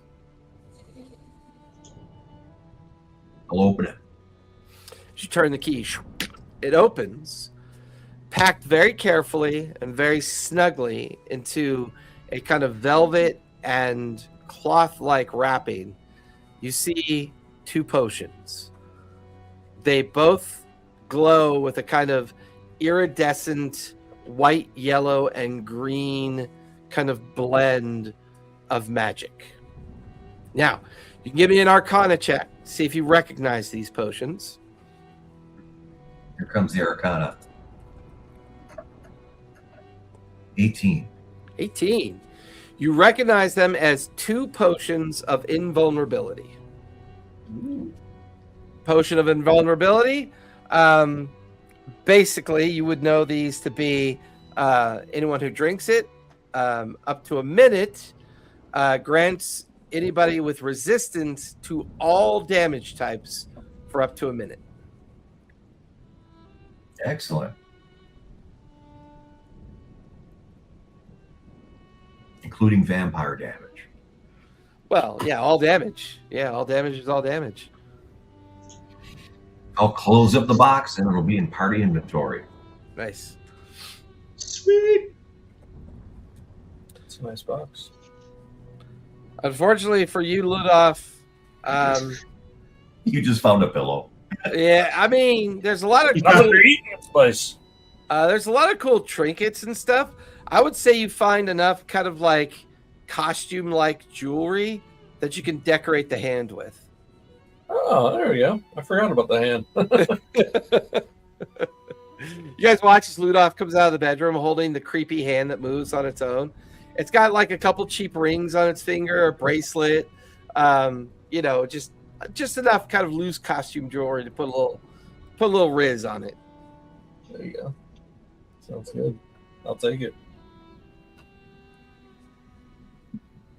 But we seem not to. Let me see. Let me look at this map. So we haven't, but it's not like we've come across a way to the 3rd level. Oh, we're on the 3rd level. Shit. Yeah, you're currently on the 2nd level. However, being on the 2nd level, you'll notice there is one set of stairs that lead up to the 3rd level. Dun dun dun. Oh. Wow. See where the 2 stairs you use to come up to the 2nd level, there's a 3rd set of stairs that look like they go up to a 3rd level by themselves. In fact, those stairs seem to lead up about 10 feet to a very heavy iron door And once again, now up here on the second floor, you can hear the musings of a very angry and deliberate person whose mind is fractured, lost to the notion of its curse or whatever prison it finds itself in. In the distance, you can hear psychic screams that seem to permeate the halls and the walls around here. You can hear the sound of someone angry, lost to the cause. And once again, that musing voice emanating from up above. The flesh gets closer. I can smell that they are here. I wonder if they think that they can break my will. They will never free Strahd from his prison. He is my prisoner. He is mine to torment for eternity, and I will torment his soul forever for killing my lord. There's a cackle, and then once again that sound of a psychic scream. Savid looks at the ghostly form of Godfrey. Godfrey looks at all of you. This is his domain. This is where his soul lies restless, knowing he can never free himself from his lack of honor and from his failure. Where the four of you proved your mettle in battle and reminded me what it was like to fight with honor. To convince Vladimir to reconcile with himself will be truly an interesting thing to accomplish. You watch as Savid begins to slowly go up the stairs, silently making his way towards the door. He presses his ear up to the door, his hand. There's a bit of a cold kind of energy coming from the door. But he pushes on the door. It's unlocked, and the door just kind of creaks inward. Savid presses up against the wall to look into the interior, and he silently ushers all of you upstairs.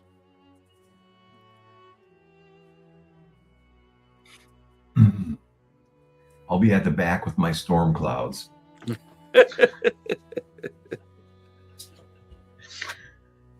I'll be at right behind Savid, or Okay. Savid, to make sure that As- paladin it up. Yeah, makes sense. As all of you make your way up the stairs and you gain entry into what can only be called the Manor's Room or the Lord's Room, you can see that the room is completely bereft and bare. It is just covered in debris and shambles. The great long floor of stone that many dozens, if not 100 people once came up here to ask the Lord's permission of a favor or an effort to do something within the valley. A throne sits at the very end of this place, and sitting in that throne is a knight of rather large proportions. He sits slouched forward with a great two-handed sword held in one hand, leaning against his throne. His cold, icy eyes are just blue orbs that are set back into the blackness of his face. A great metal helmet sitting upon his shoulders, a great set of pauldrons and breastplate on his body, and of course, the great sword leaning up against the throne. And whenever he moves, whenever he shifts, the sound of metal, the creaking of bones underneath metal shift as well. His hollow voice calls out, "What is this before me? Is that you, Godfrey? Come to torment my soul even more? Come to express more certainty of your failures? You bring children into my room? What have you done, Godfrey? You watch as the spectral form of Godfrey glides into the room. Hello, Vladimir. It's been a while, hasn't it? Oh, it's been a long while, little priest. You know, you never were as favored as much as I was. Perhaps had Lord Argynvost listened to my counsel, we wouldn't have been in this mess because of you, Godfrey. Because of your failings, your lack of vision. And here we have individuals who think they are brave, of course, who think they have what it takes to take away from me what I have earned. With kind of shaky, kind of physical steps, the old form of Vladimir kind of stands on feet that waver a bit, leaning on his greatsword. He points at Gartham and Lucian, Ludolf and Zoof, and at the Dusk Elf, kind of mixed in. Why have you come here? Why do you dare bring your shadows and your wasted blood into my halls? Speak!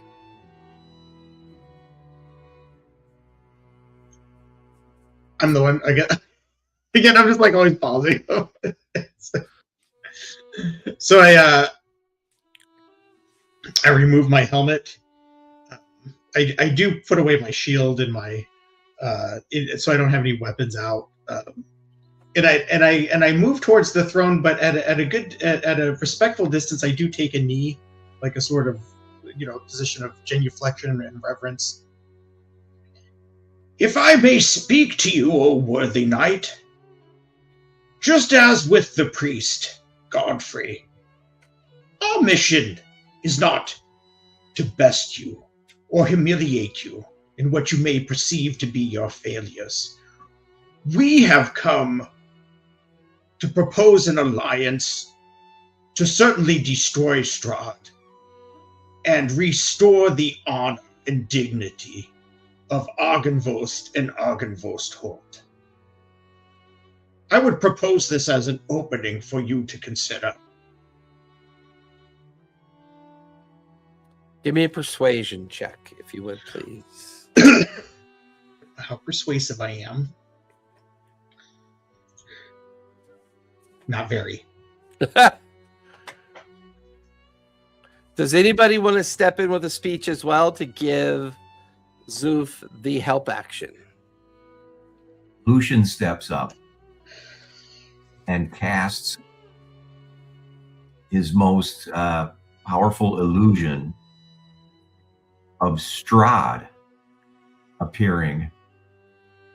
And Lucian says, you don't have Strahd captured. He's still loose and ruining the valley. With your help and the Sunsword, we can defeat him once and for all. And Strahd is there, and then he casts off into the valley, and he's ejected from the image in the area. Ludolf, do you want to add anything to this speech?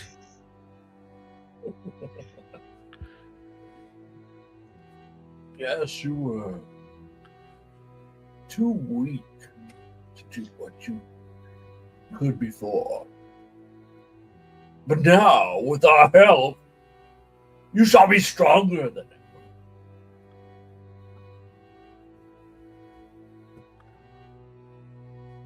So I'm going to have everybody give me persuasion checks. Boy. I just thought I'd use it to die. I'm really convincing. 7 with Oof. That's a 5. No, that's a 7. Sorry.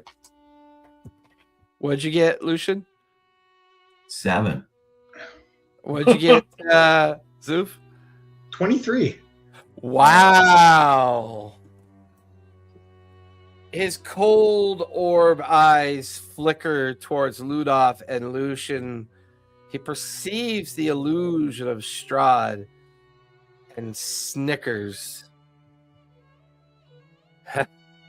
You call yourselves heroes. You are fools.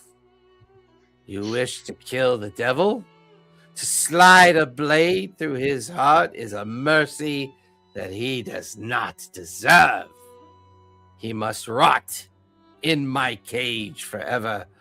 I will tear apart anyone who dares to set him free. At that point, he kind of looks over at Zoof as Zoof finishes his kind of brief method of getting Vladimir's attention. I see that if Godfrey is here with you, you must have passed the trial of mettle and merit. Godfrey may be fooled by the likes of you. You watch as the night gets a little bit closer. He looks down at your kneeling position, and you can feel the cold, dark energy of his form kind of colliding into you. Give me a con save, if you would, please, Zoof. I'm all about con saves. Oh, hell yeah. I'm all as a paladin. I guess that's a thing I'm supposed to say. 13. 13. You feel the chill of necrotic ice expose on your skin as you breathe in a heavy frozen breath of air as you take 18 points of necrotic damage just being in his presence. It's that moment Savid pushes through everyone to stand slightly behind you but in front of everyone else. Lord Vladimir the Horngaard. My people, some still live and remember the fight that you and the Order fight. Dusk Elves have been in the Luna Valley for a very long time. And we've always believed that when your arrival gave us the hope and the light to build in our valley, seek a future and an understanding of the intent of the Order and its relationship with its people. It's very important to all of us. I plead, I beg with you, Vladimir, give these people an opportunity to find the Sunsword. The valley is in decay. The dead walk. The creatures of the night roam during day and nighttime. Blood soaks the ground of my people, the people of the villages and towns lost to this slow rotting and decay of the valley, and we are not able to escape. We cannot leave. None of us here can. You may be trapped in your cursed estate due to your fear of your failure. But do not let that trap the rest of us here forever. Give guidance to these heroes. Give them what they need to give us the freedom that we need. Zoof, you get the feeling that Savid is trying to create another opportunity for you to give another speech.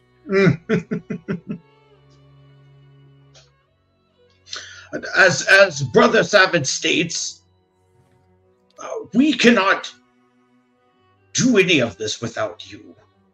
Your kindness, your leadership, your strength, your generosity in the past, as Brother Savid has recalled you to, we would like to pick up that mantle, but we would also like to help you bear the burden of wearing it. You don't have to ponder alone in the dark, feel the cold, the void, the shame, because defeat is not truly defeat, a permanent defeat, an eternal defeat, if others come from the light to take away the darkness. That is why we are here. That is why I show this humble position before you. I take this stance of humility before you because we need you. It is not obviously that you need us. It is a brotherhood, a kinship of what this once was, what Argynvostholt once stood for. And we want to help you resurrect that. His demeanor softens. He strangely backs away from you as you give this speech, and he looks over at Godfrey. Do not give me false hope, Godfrey. Do not give me false hope. I assure you, Vladimir, of all the people that we've interacted with these many years, these four have shown a resilience and a sharpness in battle unlike I've ever seen. They fight almost as good as you once did, Vladimir, with truth, forceful intent, and an honor of righteousness. Do you remember what that feeling was like?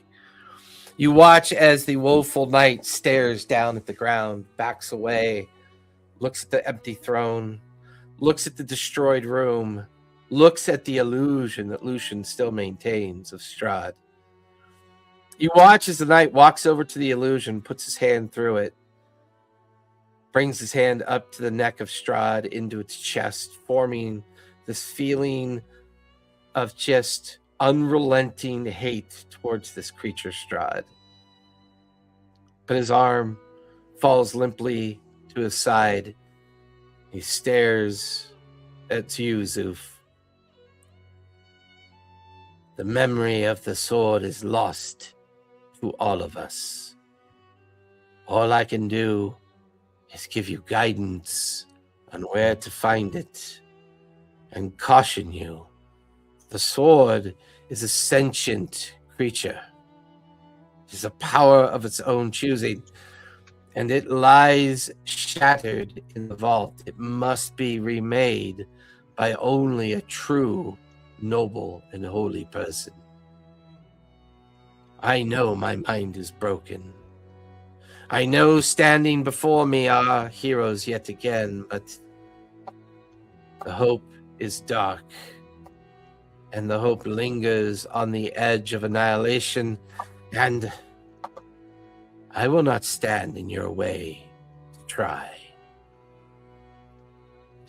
Find your way out to the back of the Argynvost estate. There you will find a tomb with the great dragon lord's visage on it. On the tomb door, there is a painting. This painting holds a riddle. Solve the riddle and prove the final worthiness of your cause. You may have passed Godfrey's test, and you may have passed my test, but to pass Lord Argynvost's test is to be seen so deeply into your own soul that you may find things there that you weren't aware of.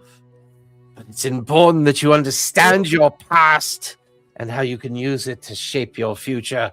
Strahd is a malevolent and malignant tumor in this land. He is cunning and he is manipulative. He will use your thoughts against you. He will use you against each other. He will fight unlike anything you've ever seen. He is quick. He is fast. He is conniving. He is magical. He wields spells. That was one thing that we weren't quite prepared for. Wouldn't you say, Godfrey? Yes. The spells definitely caught us off guard. His speed is beyond anything I've ever seen. He could turn to mist and reappear. He has no sense of pain, no sense of fear, but some of the old rules do apply, do they not, Vladimir? Yeah, if you can live long enough to apply them. The Sunsword will be your greatest ally, but I seek a promise from you, priestly Zoof, that you will find the skull of our lord.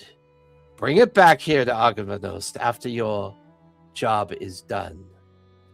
Satellite the beacon with the skull, and bring my order back into the trust of this valley, so that the darkness of the valley would be gone. The light of the beacon of this place will replace that darkness. Do you promise on Heliot themselves? I need a fealty, a swearing of that promise. On the eternal light of Lord Heliot do I swear. The knight cringes a bit, falls backwards towards his throne, settles into his throne as if it took years of exertion for this interaction to even take place. Go to the vault. Recover the memories lost of the Sunsword.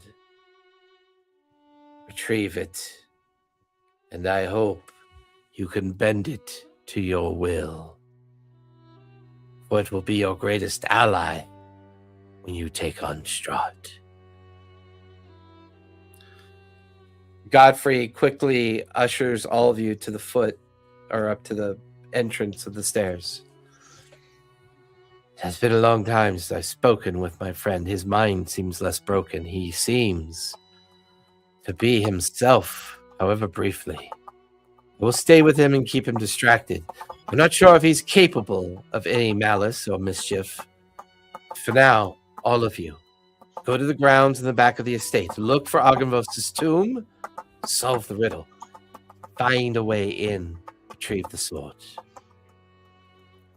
All of you retreat down the stairs. The great door shuts. What would you guys like to do next? Ooh. We would make our way to the tomb, right? Right. We presume the entrance is the tomb. If not, there's a riddle there. It's all a trap. It's a trap! It's a trap! That's a good point. Do we get the sense that someone's looking at us, scrying at us? No, Controlling what's us, like what's in a box. interesting, the whole time that you guys have been in the Argynvost estate, there's a strange feeling that Strahd's gaze is weakened here. That somehow the lingering notion of these knights are enough to keep his gaze shrouded and hidden from this place. You get the feeling that the very echoed nature of these knights is guarding you an opportunity of not being scryed currently.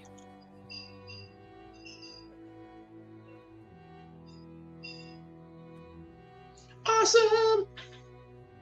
With that, you guys retreat down to the second floor.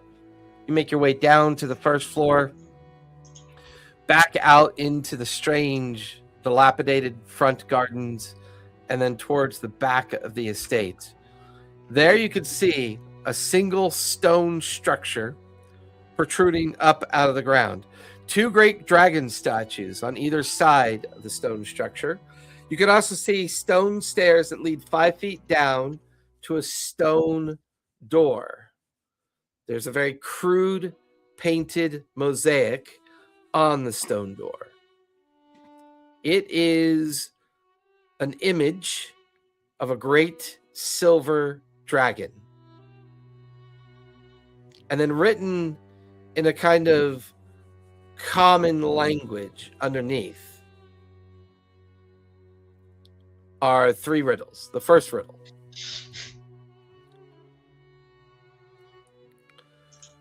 I don't bring darkness, I bring light.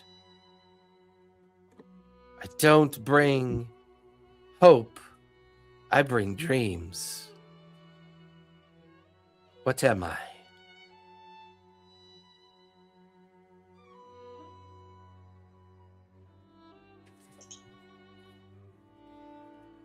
bring darkness, I bring light. I don't bring hope, I bring dreams. What was that last line? Yep. That's it, exactly. That sounds like your department, Lucian. Yeah, Sounds like a dream to me. Tell us, Dreamweaver. yeah, thanks. I believe you can get me through the night. Watches Lucian like reads it again. I don't bring darkness, I bring light.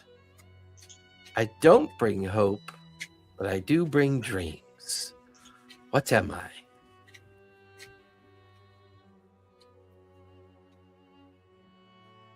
That's got to be sleep. Sleep? No response. You get the feeling that's not the correct answer. Would it be a star?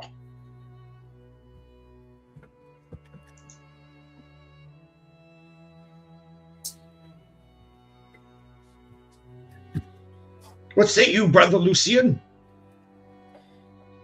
A star? A star doesn't bring light, doesn't bring darkness, brings light.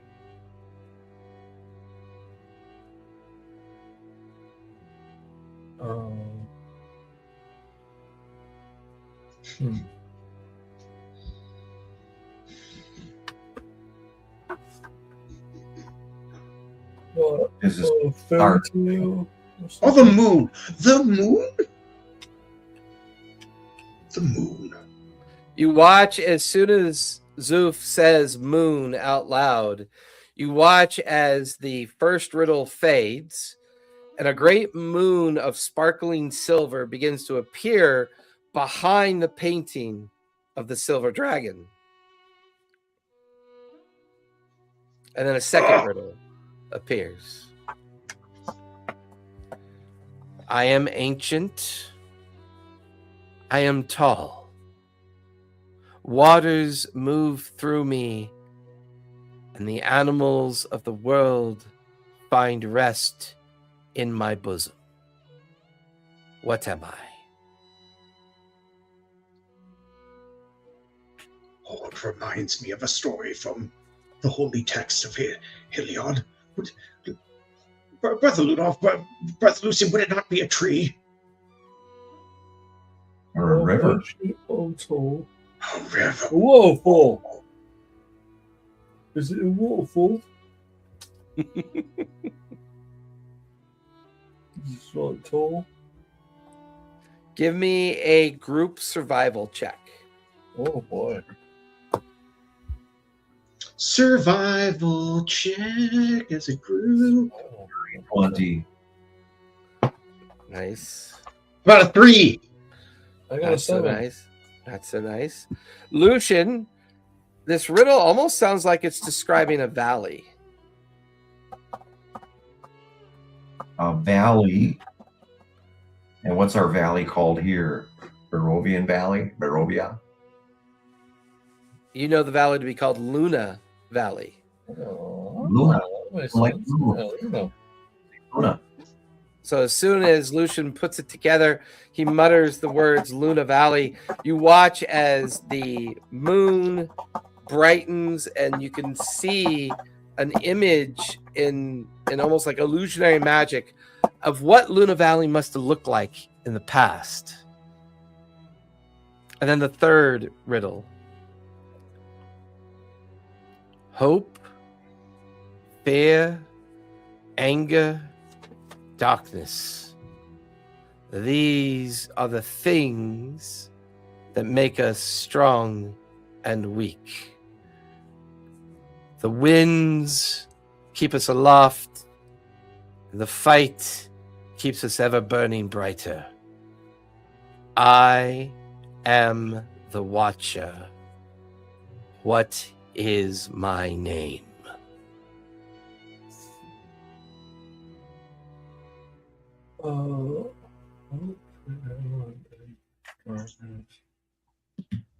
Hope, fear, anger, darkness makes us stronger or weaker. Wind keeps us aloft. And then what? I am the Watcher. What is my name? Let's give us a lot of flight. Something about flight. Or fight. Oh, that was fight. Never mind. So bad handwriting.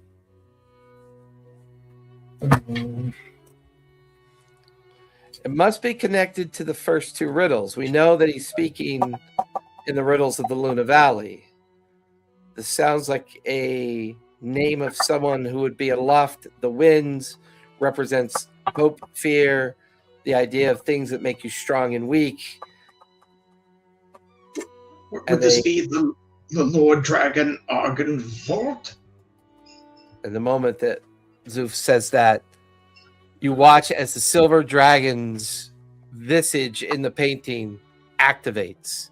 The stone tomb doors grind open, and a very large illusionary symbol or illusionary kind of representation of Lord Argynvost once again appears. But this one feels more intentional than the one up in the fireplace. Well, the fireplace offered you information and warning about the knights and the loss of the order.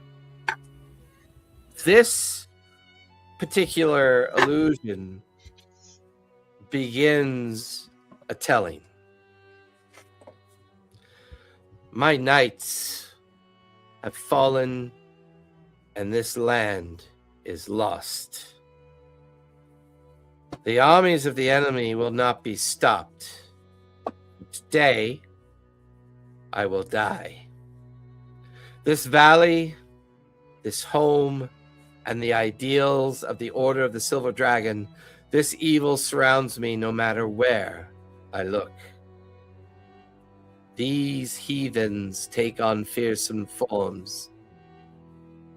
I will be remembered as a dragon of honor and valor, a plundered horde. I do not fear death, though my body will die.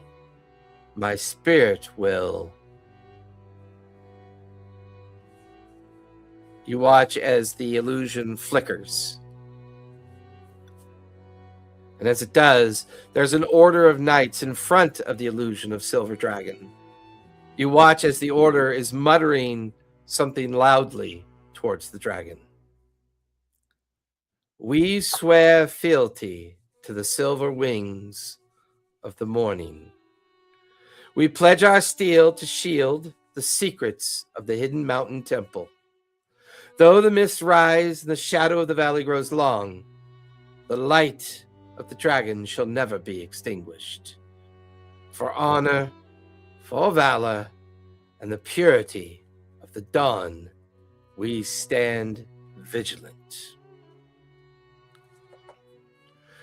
Both of those illusions collapse in front of you, and a final illusion of a knight ascending an outside staircase towards the very rooftop of the Argynvost estate.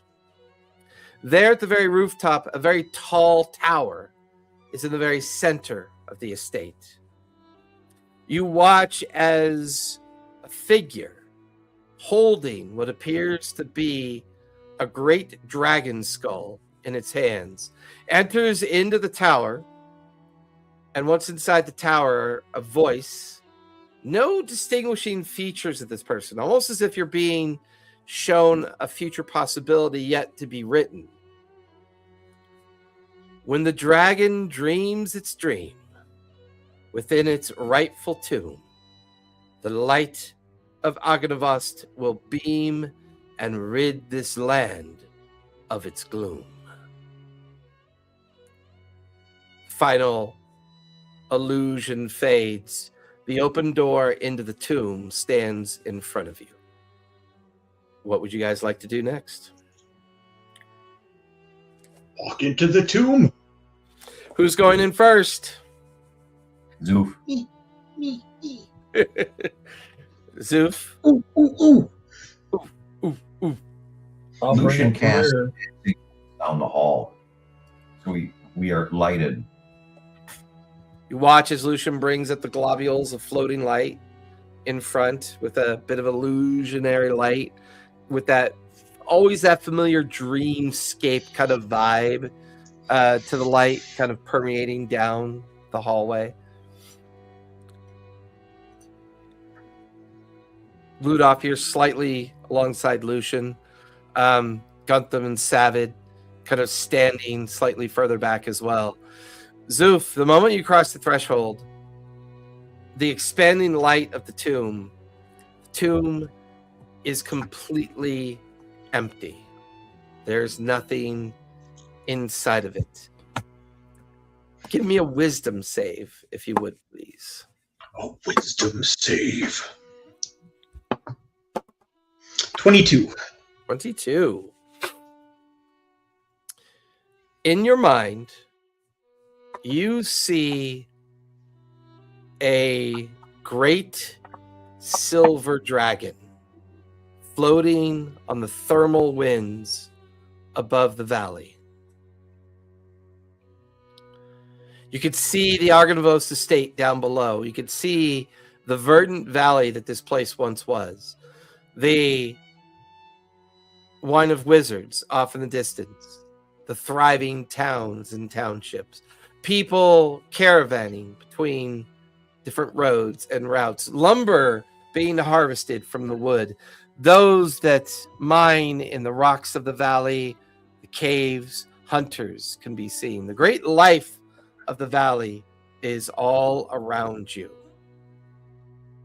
And it's almost as if you're sitting on the back of the dragon yourself. What do you do?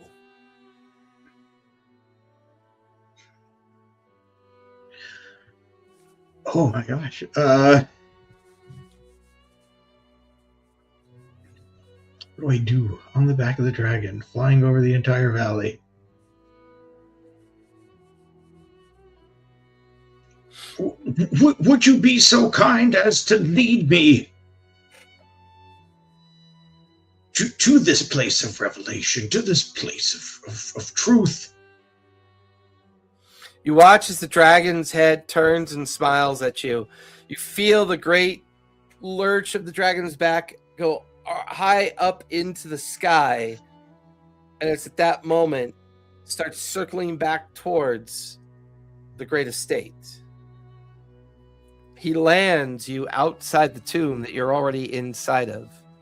As you dismount from the dragon and you drift into the tomb is resplendent with a hoard of treasure, artifacts, statues, art on the wall, all of it representing the entire wealth of the order. But then you watch as the world dilates around you, and over the many centuries, people that have plundered this hoard, stolen its value, stolen the very heart of the order of the dragon. Except one simple sword that lies shattered on the ground. You're not sure if you are a Zoof in material form or ethereal form. And then suddenly you find yourself staring at the empty space of the tomb. You get the feeling that the sword is hidden somehow. It's here, but somehow and some way it's hidden. It's shattered pieces, unable to be seen by the naked eye. Let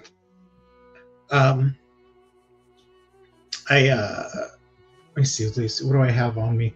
I take out the mace of disruption. It sheds bright light in a 20-foot radius in a dim light for 20 additional feet. Would there be some revelation in this light? In this light that battles darkness? As the mace's light focuses on the center of the vault, you can see translucent, gleaming shards of metal, the fractured remains, You can also see a gold and alabastered ivory hilt that kind of comes into existence as well. Yeah, I gather up these remnants. Your hands pass harmlessly through the shards. They seem to be somewhere else. Perhaps they are hidden in a different plane of existence. Oh. But the hilt, your fingers, for some reason, are able to grasp around the pommel of the hilt. And in your mind, you hear a whispered word or a series of words. True faith. You watch as you hold the hilt, and everyone now standing on the edge of the tomb looking at you. As you hold the hilt, suddenly an altar appears in front of you. And on that altar are many broken pieces of platinum shards of metal. You get the feeling there's an opportunity here to reforge it. Feels like some step or process is needed to do that. You know it to be a magical holy relic of a silver dragon. Maybe there's a will to be dominated, or maybe there's something to the idea of how to get this sword to reform. This may be the memory, the absent memory that the knights and the commander mentioned. That absent memory, is it tied to the puzzle? Is there something about the Luna, the valley, the silver dragon?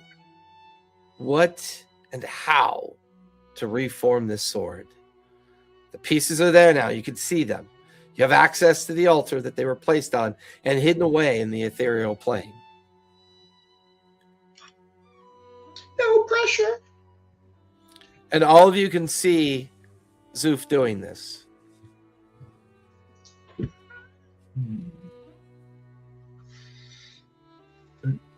Hidden memory? Right. You forgot something? No. Is there any sort of like inscription or carvings or writings on the hilt? No, it is. Yeah, it is devoid of any kind of language. There are magical invocations on it. Mhm. These magical invocations would lead you to believe there's probably a restriction to handling this weapon. You think if you were probably someone of evil character or nature, this weapon would have a very different effect on somebody. What is it is that was forgotten, like, about the valley that, like, it would be remembered to make the thing, you know what I'm saying? It's like when you know something but you don't remember it, like, but it's about like the valley, and it's like, I love Ludolf. He's so awesome. no. Oh, you're helping. Lucian, give me an Arcana check if you would, please. Arcana coming up. 22. You would know that sometimes the ethereal plane is treated as a boundary or a glue between many different planes of existence. In your travels within your dreams, the ethereal plane is often useful for you. And it's at that moment that you realize that this entire journey into this tomb is about restoring loss and establishing hope. Even in defeat, they still believe that the valley can come back, the order can survive, and that peace can be brought back to these lands. And that's when you realize that memory is but a dream, and dream is but memory. And Ludolf, in his unique way of expanding on it, memory is the key here. There's something that Zoof needs to remember that will garner him the ability to reforge the sword.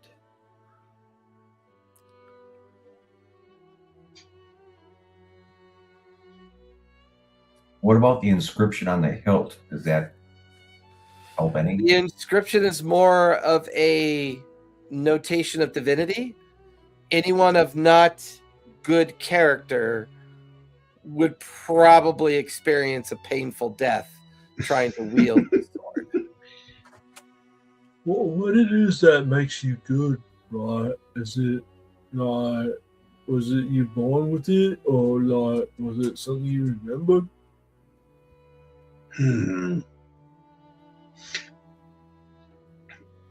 So my trunk is tapping against my head too. Dream is like memory. So I hold the hilt and I close my eyes, and then I start picturing at the same time the valley as it was and the valley as it could be if we succeed. With this sort of idea that I'm sort of bridging the past, present, and future, just as like between the material plane and the ethereal plane, that sort of linking the two, like sort of You're through getting my thoughts and faith of what was and what could be again. The key word is faith. As you're putting this memory together, you begin to realize that you're overthinking your challenge. What would be Zoof's first memory of faith? What put him on the path to believing in faith and believing in Helinot? It would be just the simple fact that there's always light. Whether it's the simple fact that the sun will always rise, but it's always behind the clouds, but it's still there. You know it's there. It'll always return. Lucian casts a sun in the mid-space. Sun sword. Your memory crawls back to childhood, then to young adulthood, and you remember the first notion of faith and what it meant for you. And that single memory, you watch as the shards disappear, they reform as a single metal blade as you have managed to restore the Sunsword. It doesn't reveal its magic to you yet, or its power. That's going to take effort. But for now, the Sunsword believes you to be honorable, believes you to have faith, and believes that you truly believe that what you're doing is righteous cause. You get the feeling that's why it's reformed for you. What else it might mean, hard to tell. But at that moment, as you guys all watch him holding the sword, a very resplendent knight, long silver hair, his kind of long silver handlebar mustache, his great silver breastplate of armor, and wielded at his side is the Sunsword. This magical vision appears. This appears to be the human form that the dragon would take. I am glad to see that someone of faith, duty, honor, and dignity has taken up the Sunsword yet again. I would ask only of one thing. My followers will believe that to return my skull is to restore me. Fortunately, That part is not true. I sacrificed my life to preserve freedom of this valley upon the skull being placed in the beacon. When you do have the skull, place the skull and the Sunsword inside the beacon resting chamber. Speak the oath of our order. This will free the lands from darkness, but it will not restore me. My time has passed. What I left behind was an opportunity of hope. I know in the darkness that my order now lingers in. They may not feel that hope. They may be lost to the hidden cause and this unfortunate darkness that covers the land. But I give the land hope. I give the land the four of you. Ludolf, Lucian, Gartham, and Zoof. Take this sword to Strahd. Plunge it into his heart. Bring back the skull and the sword. And finally, this land will be free. No one has ever made it this far before. You are the first to be revealed to both the curse and the sword. What's the oath? May I note it down? So right. I'm not trying it. I will drop. Penmanship always needs work. I will drop the oath into Discord. I'll take it. Thank you. Right. I will also drop the prophecy of the beacon in there as well.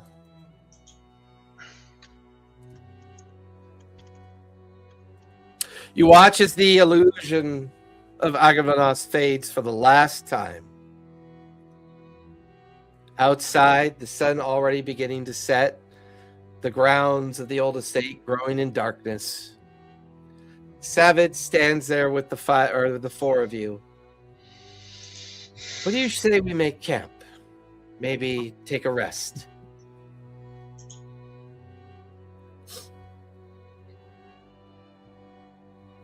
Wise, that is wisdom. You watch as Savid begins to go through a routine. You get the feeling that these dusk elves, they never really find permanency in home or village or town. You get a feeling that they have a natural kind of intuition with the forest and the wilds. Already he prepares a small fire. He retrieves some of the items from his fallen comrades, and he manages to build lean-tos and bedrolls to give everyone a notion of a comfortable kind of like campfire space. Lighting the campfire, and the moon, for the very first time in a long time, the moon shines very brightly on the estate. All around the edges of the moonlight that come into the estate, there is no fog, there's no mist, there is no sense of gloom. It's almost as if whatever curse was on this place is in the process of being lifted. This place is feeling hope for the very first time, and you are being given an evening of uneventful long rest under the eye of the spirit of Argynvost before he departs this world. I want to use wild shape and go on a hunt before I rest. Ooh, what do you wild shape into? Your direwolf? A direwolf, yeah. Yeah. You guys watch as Ludolf transforms into his direwolf form, and he just looks back at you with that bloodthirsty look in his face of the hunt, and he dips off into the undergrowth of the forest. Absent his presence, he's gone. Except as he disappears deeper into the forest. You hear for the first time the Argynvost forest has life in it again as Ludolf goes to the hunt. Oh, not for long. Zoof or Lucian, anything you guys want to do as part of your long rest? I think just rest. He What's doesn't that? sleep. I mean, Go ahead. I'm in deep meditation, staring at the Sunsword and repeating the oath over and over and over.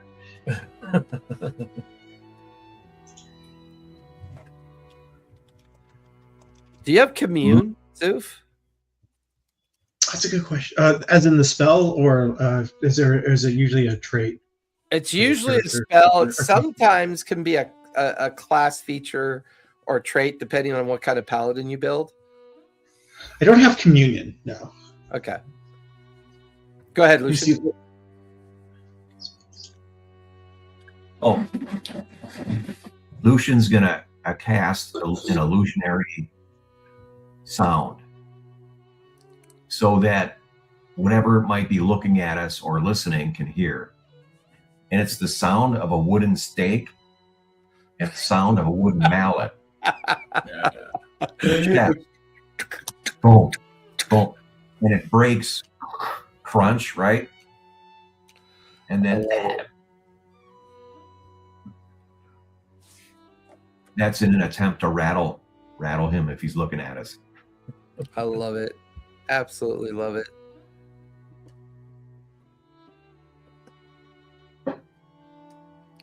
What are you hunting, Ludolf? Well, pretty much anything, but I'm looking for sport. Like I'd love to hunt like a elk or fucking, something that'll give me a little challenge, Yeah. Give me a perception check with advantage because you are in your dire wolf form. Oh, dude.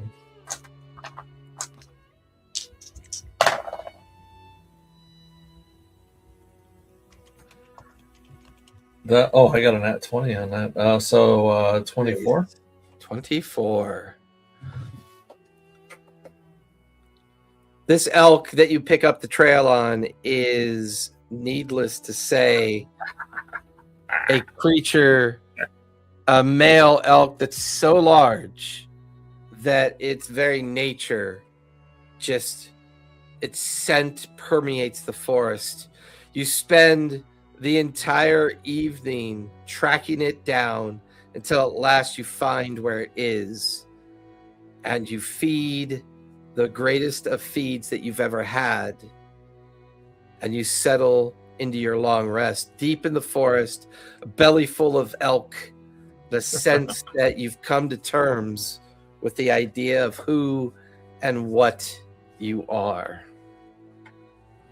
I like to think that I wake up just covered in blood. I'm satiated.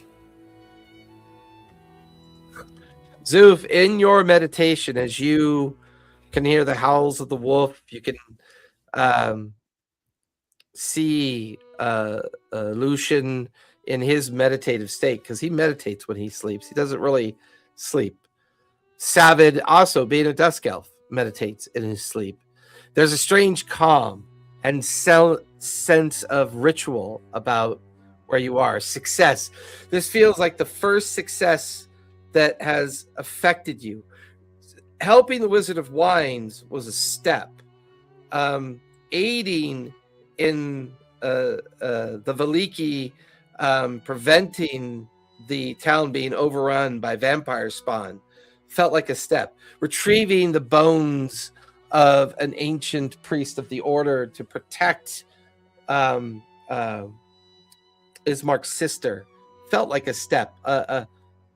This feels like a point of a journey where the first half of the journey now showing the fruits of your faith. And with that, the Sunsword will reveal itself to you. In the D&D Beyond, it is referred to as a sunblade. Yeah, that's. I saw. There is a Sunsword that is in D&D Is there? Beyond. That could be Yeah. a homebrew one though. Read it off for me. Let's see if it matches what I have. The Sunsword is a unique blade once possessed by Strahd's brother Sergei von Zarovich. In its original form, it had a platinum hilt and a guard, and a thin crystal blade as strong as steel. But read its magical stats. What does it do? Damage is 1d8 plus 3. Two-handed is 1d10 plus 3. 1d8 radiant against undead targets. Damage type is radiant. Yeah, I think that's an outdated homebrewed version of it. Oh. Use the look for Sunblade or use the Sunblade. It's on the Dungeon Master's Guide, page 312. Okay, weapon. And it has one additional property, since it is technically the Sun Sword. But basically, the Sunblade is its core stats. It says, there's a Sunblade. Oh, Dungeon Master's Guide, page 312 is like a reference of it. Yeah. You Blade of Radiance. While grasping the hilt, you can take a bonus action to cause a blade of pure radiance to spring into existence or make the blade disappear. Stuff like that. Yep. Okay. In sunlight, the sword's luminous blade emits a bright light in a 15-foot. Yep. Okay, and you get a +2 bonus to your attack rolls and damage rolls. Does 1d8, an extra 1d8 radiant damage on top of its normal longsword damage, which is a d8 as well. Yeah. However, the final bit that it also has is the attunement gives you access to something called Vampire Bane. So when you attune this sword to your personage, it is a dedicated weapon of vengeance specifically designed to destroy creatures of darkness. It deals extra radiant damage on attacks whenever confronting Strahd. Confronting Strahd without this blade and the holy symbol of the Ravenkind is highly dangerous. So this sword is a holy symbol as well. And whenever Strahd is hit with this blade, he takes an additional d8 of radiant damage as well. Because it is Vampire's Bane. And with that, you guys settle into your long rest, and that's where we're going to stop. You guys go ahead and linger so we can talk about the schedule, because it is a weird schedule. We will not be here in 2 weeks. In 2 weeks is Labor Day weekend. The studio will actually be closed that weekend. So we're going to discuss when our next session is going to be. But everyone else, thank you for coming out and watching and listening. And be safe, be kind, and don't forget, play a game, everyone. We'll see you in a few weeks. Good night.